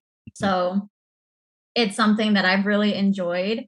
My favorite matchup, I don't know that I have a favorite matchup per se. I think for me, the first matchup where I really just straight up had no idea what was going on was the Natsu versus Yamamoto matchup. So I think that one's the one that sticks in my mind the most, because that was the first one where I'm like, I have no idea really who anybody is for the first time in this whole tournament. And what was the other question? I'm so sorry. Oh no, that was just like favorite matchup, like some favorite stuff we went through. You answered it, so you did good. Awesome. Thank you. Oh, but to Niki's point about the Loxus versus Anel fight. So a friend of mine started listening to our podcast, and he actually, I shared the post on Instagram with him for the Final Four today. And he let me know that he was disappointed that we went with Loxus over Anel, that he had Anel taking the whole bracket. So just shout out to him. Appreciate your thoughts. The whole tournament? No, the whole bracket. Oh. Excuse me, yeah. Well, it's kind of funny you brought that up because I'll go to me before I go to Byron and Cedric. Anel versus Zenitsu was highly contested. Mm-hmm. Like Anel didn't almost make it past Zenitsu. Because I think our things is like what we were all basing off of, which that's something I really enjoyed. Like Niki was basing Zenitsu off of what he's going to become at the end of the show, as in maybe like a Byron, Andrea, and myself are basing Zenitsu of what we've seen. So I felt like that was really, really cool because it's like, obviously, if you don't want to be like, since we're all watching some of these shows live, you don't want to be super spoiled, but it's like, this person is going to become this. So maybe down the road, if they did a rematch, once we see what the final forms are, things change. True. Byron, how about you, man? What's been some of your favorite like moments during this anime tournament and like matchups? Just the whole tournament has been super fun to just be on and get everyone's thoughts on the different matchups. I think that first episode was probably my favorite because we were just like getting into it, getting into a deep discussion on each character. But my favorite matchup was probably Natsu versus Yamamoto because I feel like that was one of our highly contested matchups. Fair enough. Cedric, we wouldn't be able to even do this tournament without your idea, so we always appreciate that. What are your thoughts on how we've been doing the tournament and some of your favorite moments? Thank you guys for humoring me with this. I'm greatly humbled, honestly. I honestly didn't think it was going to go this well. I had fun. Some of my favorite matchups is learning about Jinbei and learning about Sailor Mercury's essentially interdimensional powers. I had no idea Homegirl could do that. So that was probably one of my favorite matchups. Agreed. I do.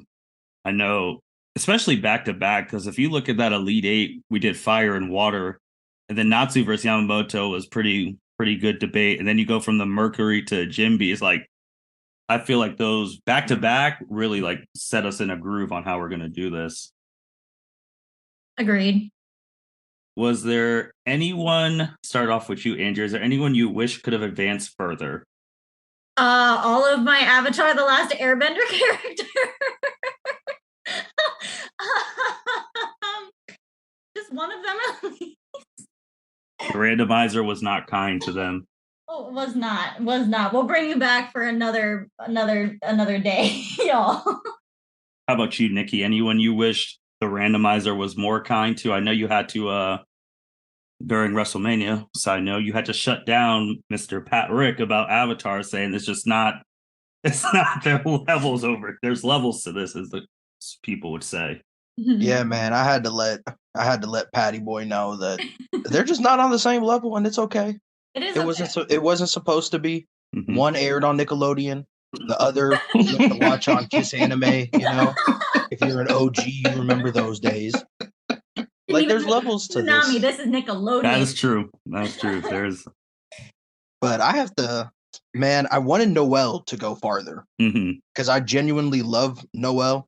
I think she's one of the top people in Black Clover, and I feel like she would have got more love. She just had to go against our eventual champion of the water division, Jinbei. Fair enough. Cedric, how about you? Is there anyone you wish the randomizer was more kind to? I mean, the only people for real that got like shot on was Avatar people. Like, in a consistent enough basis. Like 3 for 3. Everyone else, like, I mean, Sailor Mars, but even then, it's like is really just because Phaeton's cold-blooded. So Hmm. just that's not fair for any anybody. like of all people to be. It's just like of all people in that division to get stuck with him, like it's kind of salty business. But unfortunately, like I don't even know who. Unfortunately, besides maybe Zuko, I don't even know what that matchup would even be like who she's beating. Mm-hmm.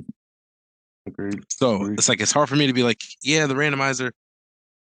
I mean, the randomizer was unfair for like some really, really good matchups, but as far as just like unfortunate stuff, I mean, it is what it is. Fair enough. Byron.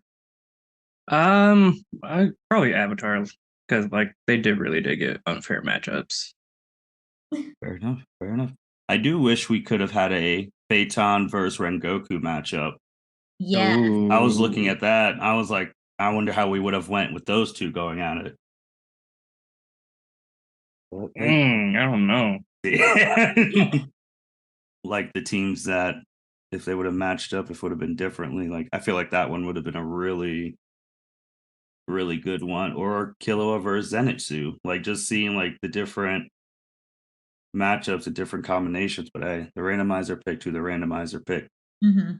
But okay, let's get to some of the people of the final four to remind people who they are. And when you see this PowerPoint, you will see I got better by each person because I was able to fit everyone's stuff on one page as I got better through it. So we are going to share. First person, the Fire Champ, Yamamoto Bleach. These are just the normal stuff. We don't have to go through it. Master Swords and all that stuff. Yada, yada, yada. If you're watching this on YouTube, you'll be able to see this. Then you obviously have like power levels and Zambato, and obviously when he does his Bankai, which we all know is crazy. The next person, Niki, go ahead. He is the water champion. Yes, sir.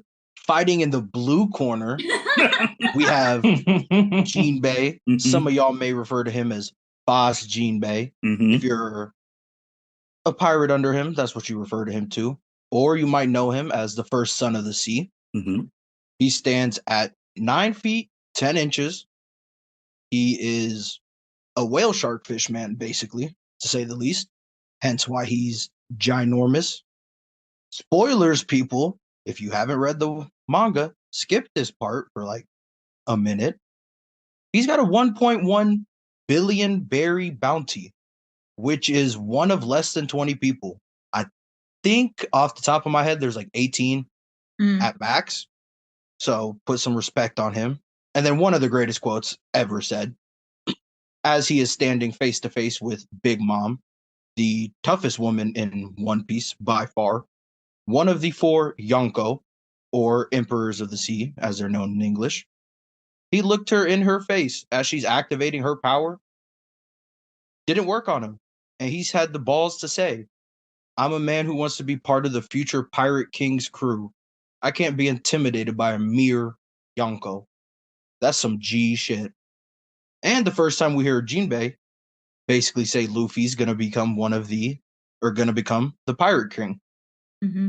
Fair enough. Fair enough. Awesome. That's from the water division. Man, we're doing corners. I should have just said Yamamoto coming from the red corner, the captain of the Goten. Oh yeah. I mean, out I here. like I that. got The them captain, intros. you know, he's an OG captain of Byron because he was over 2,000 years old.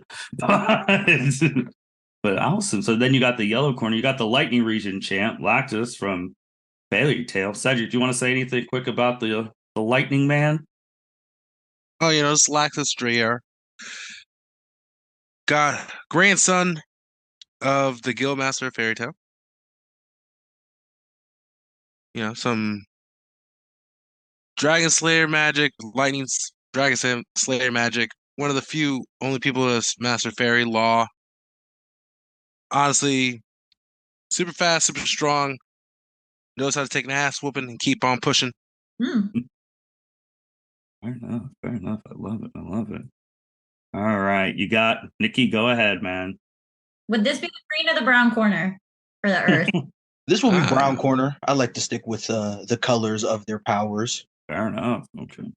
In this corner, we have Sir Crocodile.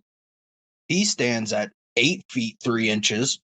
So another tall motherfucker. He's just a normal human in this show. No other reason for him to be 8'3". He's just a human who's 8'3". Some of you might know him as Mr. Zero from the early days when he was in charge of Baroque Works. Mm-hmm. He also, spoilers again, just cut a minute out of your listen if you're not reading the manga and you're watching One Piece. He also has a $1 billion bounty, or berry bounty, I should say, just like Jinbei. His is 1.965 billion berries. There are less than 10 people ahead of him in the anime, in the manga, that we have seen their bounties higher than his. So he's a huge threat to the world government who hands those out. And he's the first one to give Luffy true work in that show. Beat his ass twice, and arguably could have won the third time if Luffy didn't have the help. Fair enough. Fair enough. Awesome. Awesome. Well, let's go back to new share. Back to the bracket. All right. So we got the first. You got Fire versus Water. You got Captain Yamamoto from Bleach versus Jim B from One Piece. Niki, man, how's your guy doing in this matchup? Man, it's not looking hot. Or it is looking hot. That's the problem. Yeah, it's looking real hot. That's the issue. I mean, we've talked about Jinbei. He's got observation hockey. Mm-hmm. He's got his armament hockey. Mm-hmm. You know, he's been shot through the chest with a punch of magma before. So like he's beefed with fire. You know, he actually fought Fire Fist Ace to a standstill after 5 straight days of fighting. He unfortunately doesn't stand a chance. Yamamoto is just on a whole nother level when it comes to this stuff. He's got that old man power in anime. Mm-hmm. And I'm not talking Master Roshi old man power. No, I'm talking like he's the top tier of his universe. Mm-hmm. If he wants to be, he just happens to be old as fuck. Mm-hmm. Fair enough. Fair enough. Byron, what you got between these two beefing it out? How you think this is gonna go? I really wish I could pick a Jinbei, because Niki made me want to watch One Piece when he just had that passionate promo about Jinbei. However, he doesn't stand a chance against Yamamoto. It's not fair. It's not a fair matchup for him. He takes the L on this one. Fair enough. Fair enough. Andrea. So I also think Yamamoto is going to win this one. Again, unfortunately, the final 4, I'm not familiar with any of these characters and or anime. But based off of what I've heard throughout and the little bit of research, background knowledge that I'm aware of, yeah, it just seems a little too one-sided and a little too Yamamoto seems a little OP for this tournament, but we'll just leave that for later. Fair enough. Cedric, is there anything you wanted to add? Man, I really wanted to rock with Jinbei because he's tall. Fishman karate. I'm just saying, when you see a 9-foot being, I can't call him a human. When you see a 9-foot being, that says some things. But I mean, they got giant ass hollows and shit in Bleach, so I know Yamamoto ain't looking at this man like, "Oh, you're too big." It's like, yeah, all right. Now you're trying to. You make me want to look up how tall that first hollow he fought was that he cut down to size. All I know is that the funniest thing I heard Byron say is he may watch One Piece. Byron, you're gonna be spending 5 years before you finish that. at the rate that you watch anime. That's true. Byron gonna be 40 years old by the time he finishes One Piece. Be like, oh, you guys, I finally finished One Piece. I mean, you're not lying, Cedric. I wish I could say you were, but you're not. That is hilarious. I mean, Byron takes his time. Anyone who knows him and You know, Byron takes that time. He is not in a rush to do anything. You would have thought he slowed the episodes down or some shit.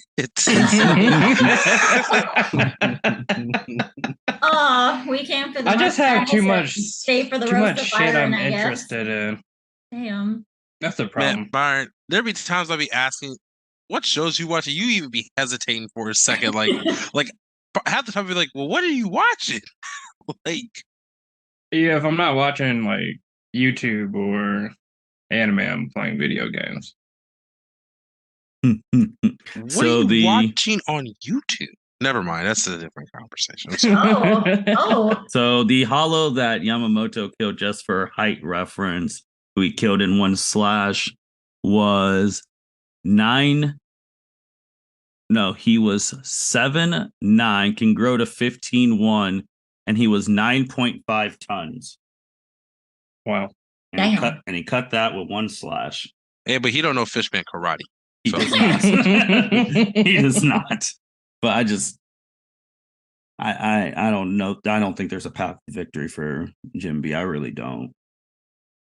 So is it Jinbei or is it Jinbe? You've been saying Jinbe, and I've been getting like confused. I ain't gonna lie, because I don't watch One Piece. So it's so you'll see two different spellings. You'll see Jimbei. So you'll hear Jinbei, Mhm. or you'll see the Jinbe without the I at the end, and it's just Jinbei. Hmm. So yeah, his name's Jinbei in the show. Jinbei. Okay. Mhm. Awesome. I Well, got shout really out to him. confused. I was like, oh, have I been pronouncing it wrong this whole time? Well, he unfortunately goes down. Then you got this matchup. You got Lightning versus Earth. Crocodile, Laxus. Byron, how are you feeling about this one? This is a very, very interesting matchup. This one I've been struggling with because I know they both can throw hands, and I know they're both durable. I think Crocodile has the slight edge because he can turn into sand at will. But I think I'm going to give it to Crocodile because he does have that poison hook, and he also can drain the water from people with his right hand. Cedric? So I know next to nothing about Crocodile, not even going cap. No clue. However, I did see your little PowerPoint that you put together quite the Thanks. ensemble. I see you out here. Hey, I'm just a moderator. Mm, with some small editing skills. with some small editing skills. That's how Whatever. humble, how humble you are. Edit voice, but I can do video and pictures. Just saying. Well, it's to your advantage that you don't edit voice. Otherwise, you'd be doing probably like 80% of these because you like, you know what, it's faster if I just do it myself.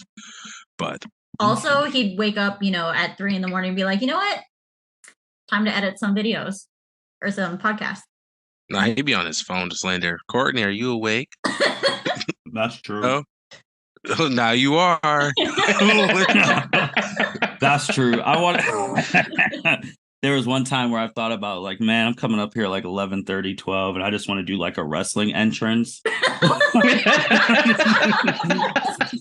Like Niki, I wanted to just walk in one time while she's asleep and do the Cody Rhodes and be like, "Whoa!" Yeah, American Nightmare. Yeah, bro, I wanted to go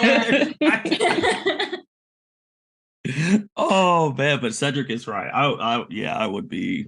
It'd be a menace more than I am. So this I struggle with honestly. So I'm not so worried about the poison too much because I know Loxus fought that demon that literally poisoned your entire body where you're dying if you use magic. And dude still whooped that dude's ass at the end. Laxus can turn into lightning to evade attacks and move.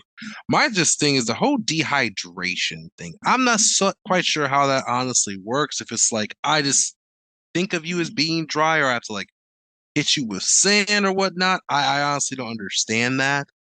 But if it's something where he could just like make the water leave your body just by looking at you or moving his hand, then that's quite OP, and I don't see how anyone's surviving that.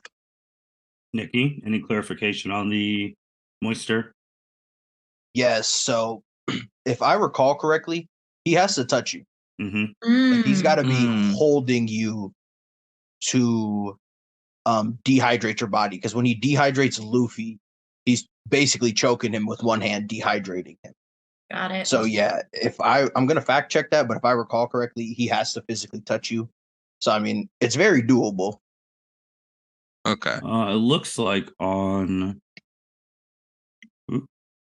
it looks like he can absorb the moisture. Yeah, he has to be touching you with his right hand. Very specific. Well, his Destroy left hand's a giant hook, so Yeah. Utterly destroy his surroundings, killing and mummifying any biological substances via dehydration. That's intense. Okay. And then he makes sandstorms. Lactus can do lightning storms. This is such a great matchup. So, well, And I'm gonna go with the one I know more about, honestly. okay. And if I'm wrong out of ignorance, I'll take it. It is what it is. So I'll go Laxus. Fair enough. 1-1. Andrea? My logic for this particular matchup goes along the lines of sand is an insulator for lightning. So it does seem like they match up pretty well on paper against each other. So I'm just gonna go back to like natural kind of opposites. And I feel like for that reason, Sir Crocodile has a bit of an edge. I don't know exactly like how he would finish the fight, because I feel like it would be a bit of a challenge for him to grab Laxus with his right hand to like actually suck out the moisture in his body. But I don't know. That's just also, it gives me a callback to Katara being able to bloodbend and technically able to suck moisture out of anything, although Avatar isn't gruesome enough for them to do it out of a human being, but in theory she could do it. So for that reason as well, I will pick Sir. Captain Byron. He went first. I went first, yeah. Oh shit! I apologize.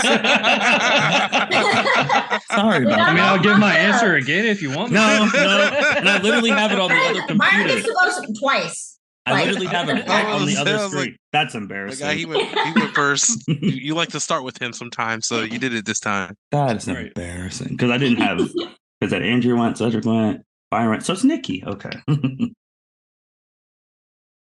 man, this was also a tough one. This might have been the toughest one of the thing so far, Of the because this one, tournament, yeah, we got lightning versus sand, and if you look at it, Is he straight up sand? Like just sand, like no rocks or nothing? yeah, he's sand. He's got Oh, control shit, of the I was sand. fucking up on here.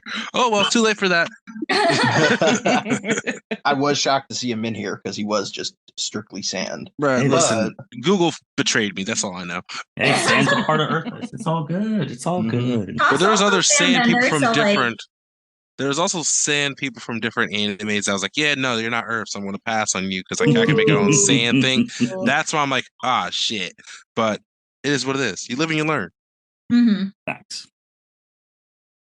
Yeah, but like this was the toughest one, and like I was saying, they're basically similar. Like you can almost look at Loxus as if he's a Nell, and his body's lightning. He uses lightning-based attacks. I think Crocodile has the better evading ability, considering he's basically able to subconsciously turn to sand at any point, whereas Loxus more so has to think about it, and like his body doesn't just kind of let attacks penetrate through it like Crocodile's does. And so there's that. And then it comes down to Loxus has Fairy Law, That was gonna which be my is question. Can the he? ultimate trump card. Like- yeah. Because I know it's literally just like a boom, you gone type of thing. But I've never seen. This never been done with anyone that's like is sand. Right. And then like another thing with it, is he even gonna hit crocodile? Like that's another big thing. Because when you're a Logia user, you could just move your body as sand the entire time, or just become fire the entire, then bring your body back its physical nature. There were, and then like Cedric said, I don't think the poison will have too much effects against Nexus. I mean, shit, he ate Bane particles, which are basically poisonous and supposed to kill you if you kill them in Fairy Tail. Dragon Slayer's just got the hacks. That's how he was able to do it, and Natsu was able to eat those Bane particles. But I'm gonna honestly give this dub Crocodile. I think he takes it just as his body is more autonomous when it comes to himself. And then he's got hands to hands. I mean, he survived getting blasted by a dude in the show whose body is made of diamond. He ate the diamond fruit. Not a Logia, he's a Paramecia, for you people out there listening and know what your types are. He beefed with Mihawk, who's the greatest swordsman in that show, and didn't get clapped. Beefed with Doflamingo, who, spoilers in the anime, if you're not there yet, is one of the main villains that Luffy fights. And, I mean, I give it to Crocodile. I think he can beat Loxus, especially if he can get his right hand on him. Because, I mean, Loxus has to attack him, and I think that right hand will get him eventually. Fair enough. Ooh, well. Crocodile advances. Great job, Who are team. you gonna choose? Martin, who did you have? Yeah. Objectively, I had Crocodile, but me personally, Loxus, because I like lightning more than I like Earth. Well, that's fair. No. If we went off what we like, I would have picked Jinbei over Yamamoto. I'm a water person all of the way. I mean, lightning's my favorite. I know I'm basic in that regard, so. Is that really basic? Like, it's kind of. It really is. It's basic. That's probably my most. That's probably my most one of maybe my most basic anime-isms, if that's what I'm going to call it. That I like lightning people. I mean, some of your favorite female characters are also like not anything off the wall. So yeah. So I mean, nothing really too wild. All right, so the championship, Niki. I'm going to ask you: does Crocodile have a chance to avenge Jinbei? He doesn't. As much as I'd like to hype up Crocodile's like sand and sucking the moisture out, I don't know if he can necessarily beef with someone whose sword basically is the sun. That's its heatness. Also, spoilers if you haven't watched the 1,000-Year Blood War yet for Bleach. Skip this Niki part. is dropping them. I have to. This motherfucker summoned an army of all the people he killed. Yep. With his Bankai. Yep. Like, just imagine dealing with that. Like, as I said, this podcast with Avatar, Crocodile's just not the same level as Yamamoto. Yep. Fair enough. I mean, you brought up the Bankai. Obviously, that's just one of the things he could bring up. And he's 2,000 years old, so that's a lot of dead bodies. Yeah, That's a lot of dead bodies. A lot of Quincy's. No, I mean, like, think about it historically with Bleach, right? Like 2,000 years, because he ain't bringing back hollows. Like, he's bringing back actual people. And so, outside of any people that defected from the Soul Society, the next biggest large population is the Quincy's. Shoot, it's kind of funny too if you think of it. If he was like killing, because we didn't say if these people were killing each other or not, but if we said they were killing each other, he's bringing back dead bodies of Fish Karate, Natsu. Yeah, but like don't forget, like, those people ain't got no powers. They just there. Like, That this is nigga true. ain't raising the dead. This isn't like Akame got killed with the one girl who literally brings back everyone. Mhm. Like Akame's sister with the swords. Like, I beat all these people here. They're like my puppets. Like, Ooh. Yeah, that was. You're right. You're right on that. But then, I mean, that's just one of the abilities. The other one is once he activates it, all of the moisture in Soul Society is gone. And I remember talking about this with Andrea, Byron, and Niki last week. Is like, all right, so how big is Soul Society? And then try to find some reputable power scaler on the YouTube. They're like, just think of it as a universe. And I'm like, so you're telling me if Yamamoto Yes. activates his Bankai and I'm taking a Yes. poop, all my toilet water is gone.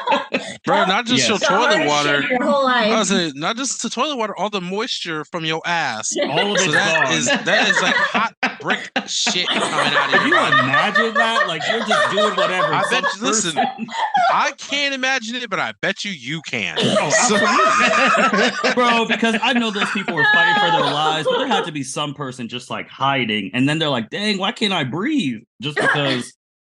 But why? First of all, what is up with you in all these like anime moments with you having to take a shit? You said the same thing when Aaron Yeager started talking to the world. You're like, I can't imagine being on the shitter and Aaron Yeager starts talking to me like, I'm just saying, bro. I don't know. It's just Like- it's a peaceful place. it's a peaceful place. You make it sound like they catch you at your most vulnerable, and you're like, they're gonna catch me when I'm most vulnerable where I'm on the shitter. I still gotta wipe. Like, what the fuck is happening? Can't even wipe anymore. It's a wrap.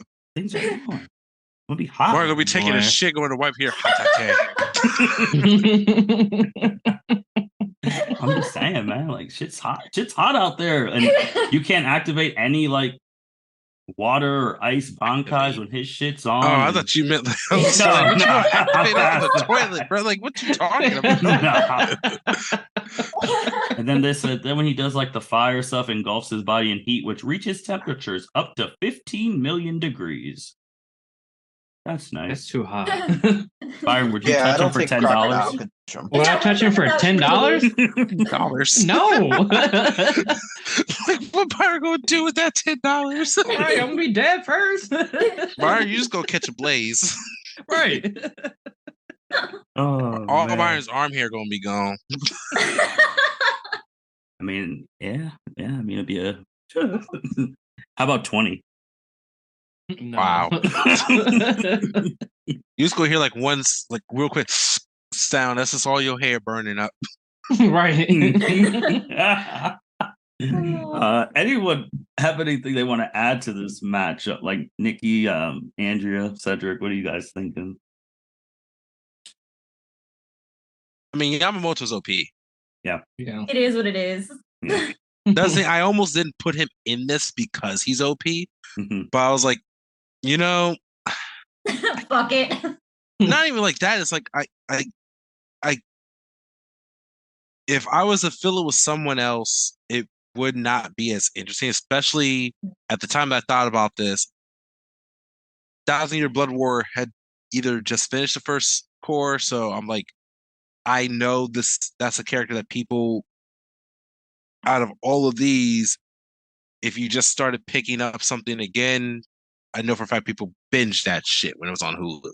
Mhm. So I was like, yeah, like this is a person that people literally just saw all the abilities for, like, because we see it throughout the show previously, Mhm. but you don't really see the levels of the Bankai until Mhm. now, and it's just like, Mhm. whoa, you mean to tell me this dude can do all this shit?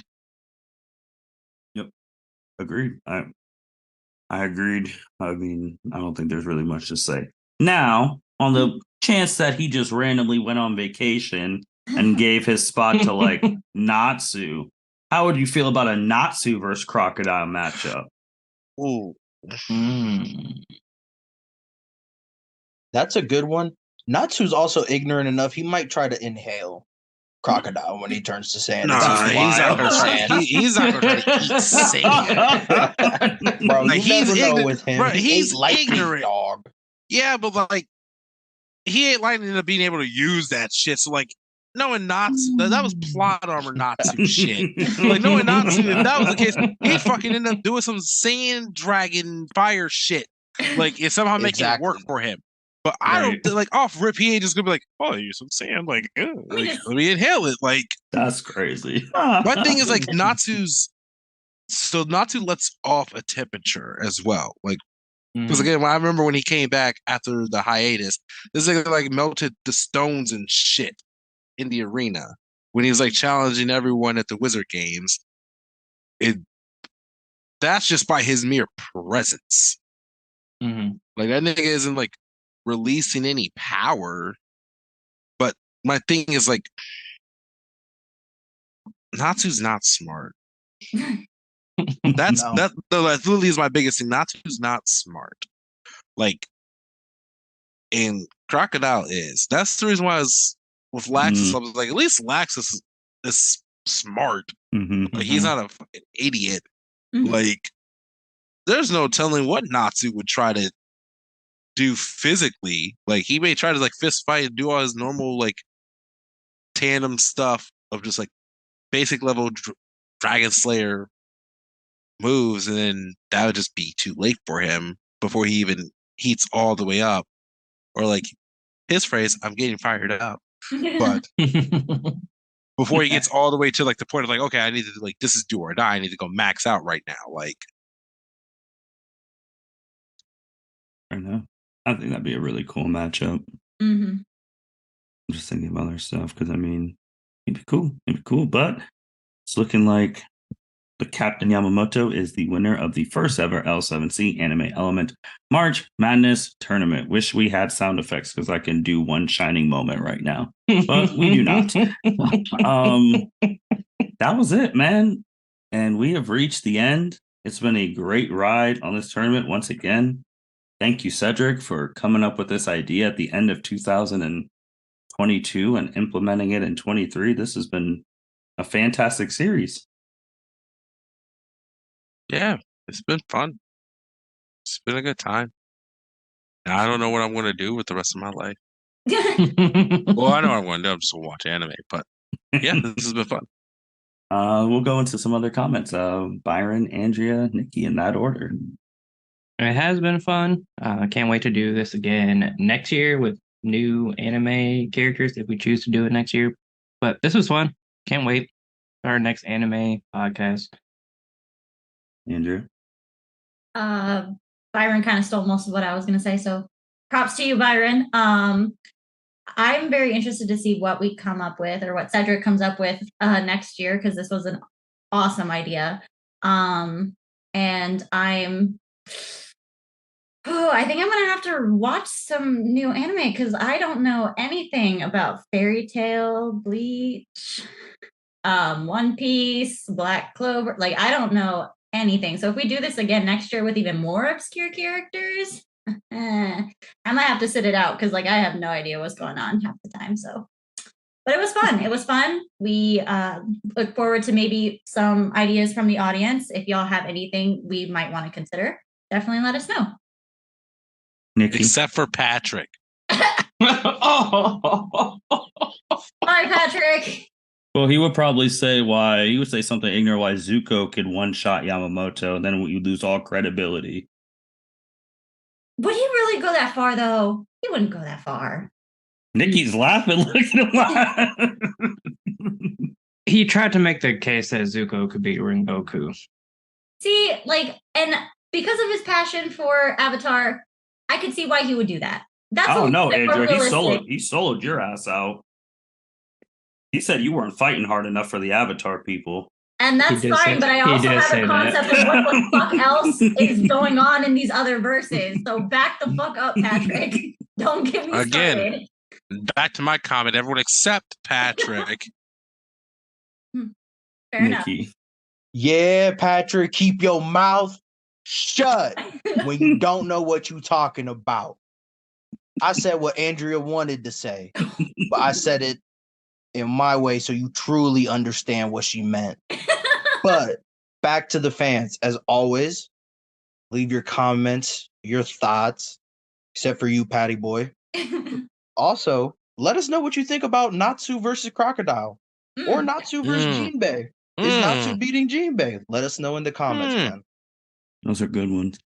So we brought up the fans, which we always really appreciate because you guys really dig our anime podcast. It's shown in we've been doing this almost 3 years now. That usually our Mhm. top tens have a whole bunch of anime podcasts in it. It's from either the Naruto What Ifs to My Hero, Dragon Ball, any of the anime stuff. So you guys really show us love there, and we appreciate that. They're also some of our most viewed episodes on YouTube, and currently podcast wise, the number one viewed one on YouTube. Again, shout out to Cedric and Byron, who had to explain if they think the third Hokage could dodge a tail beast bomb.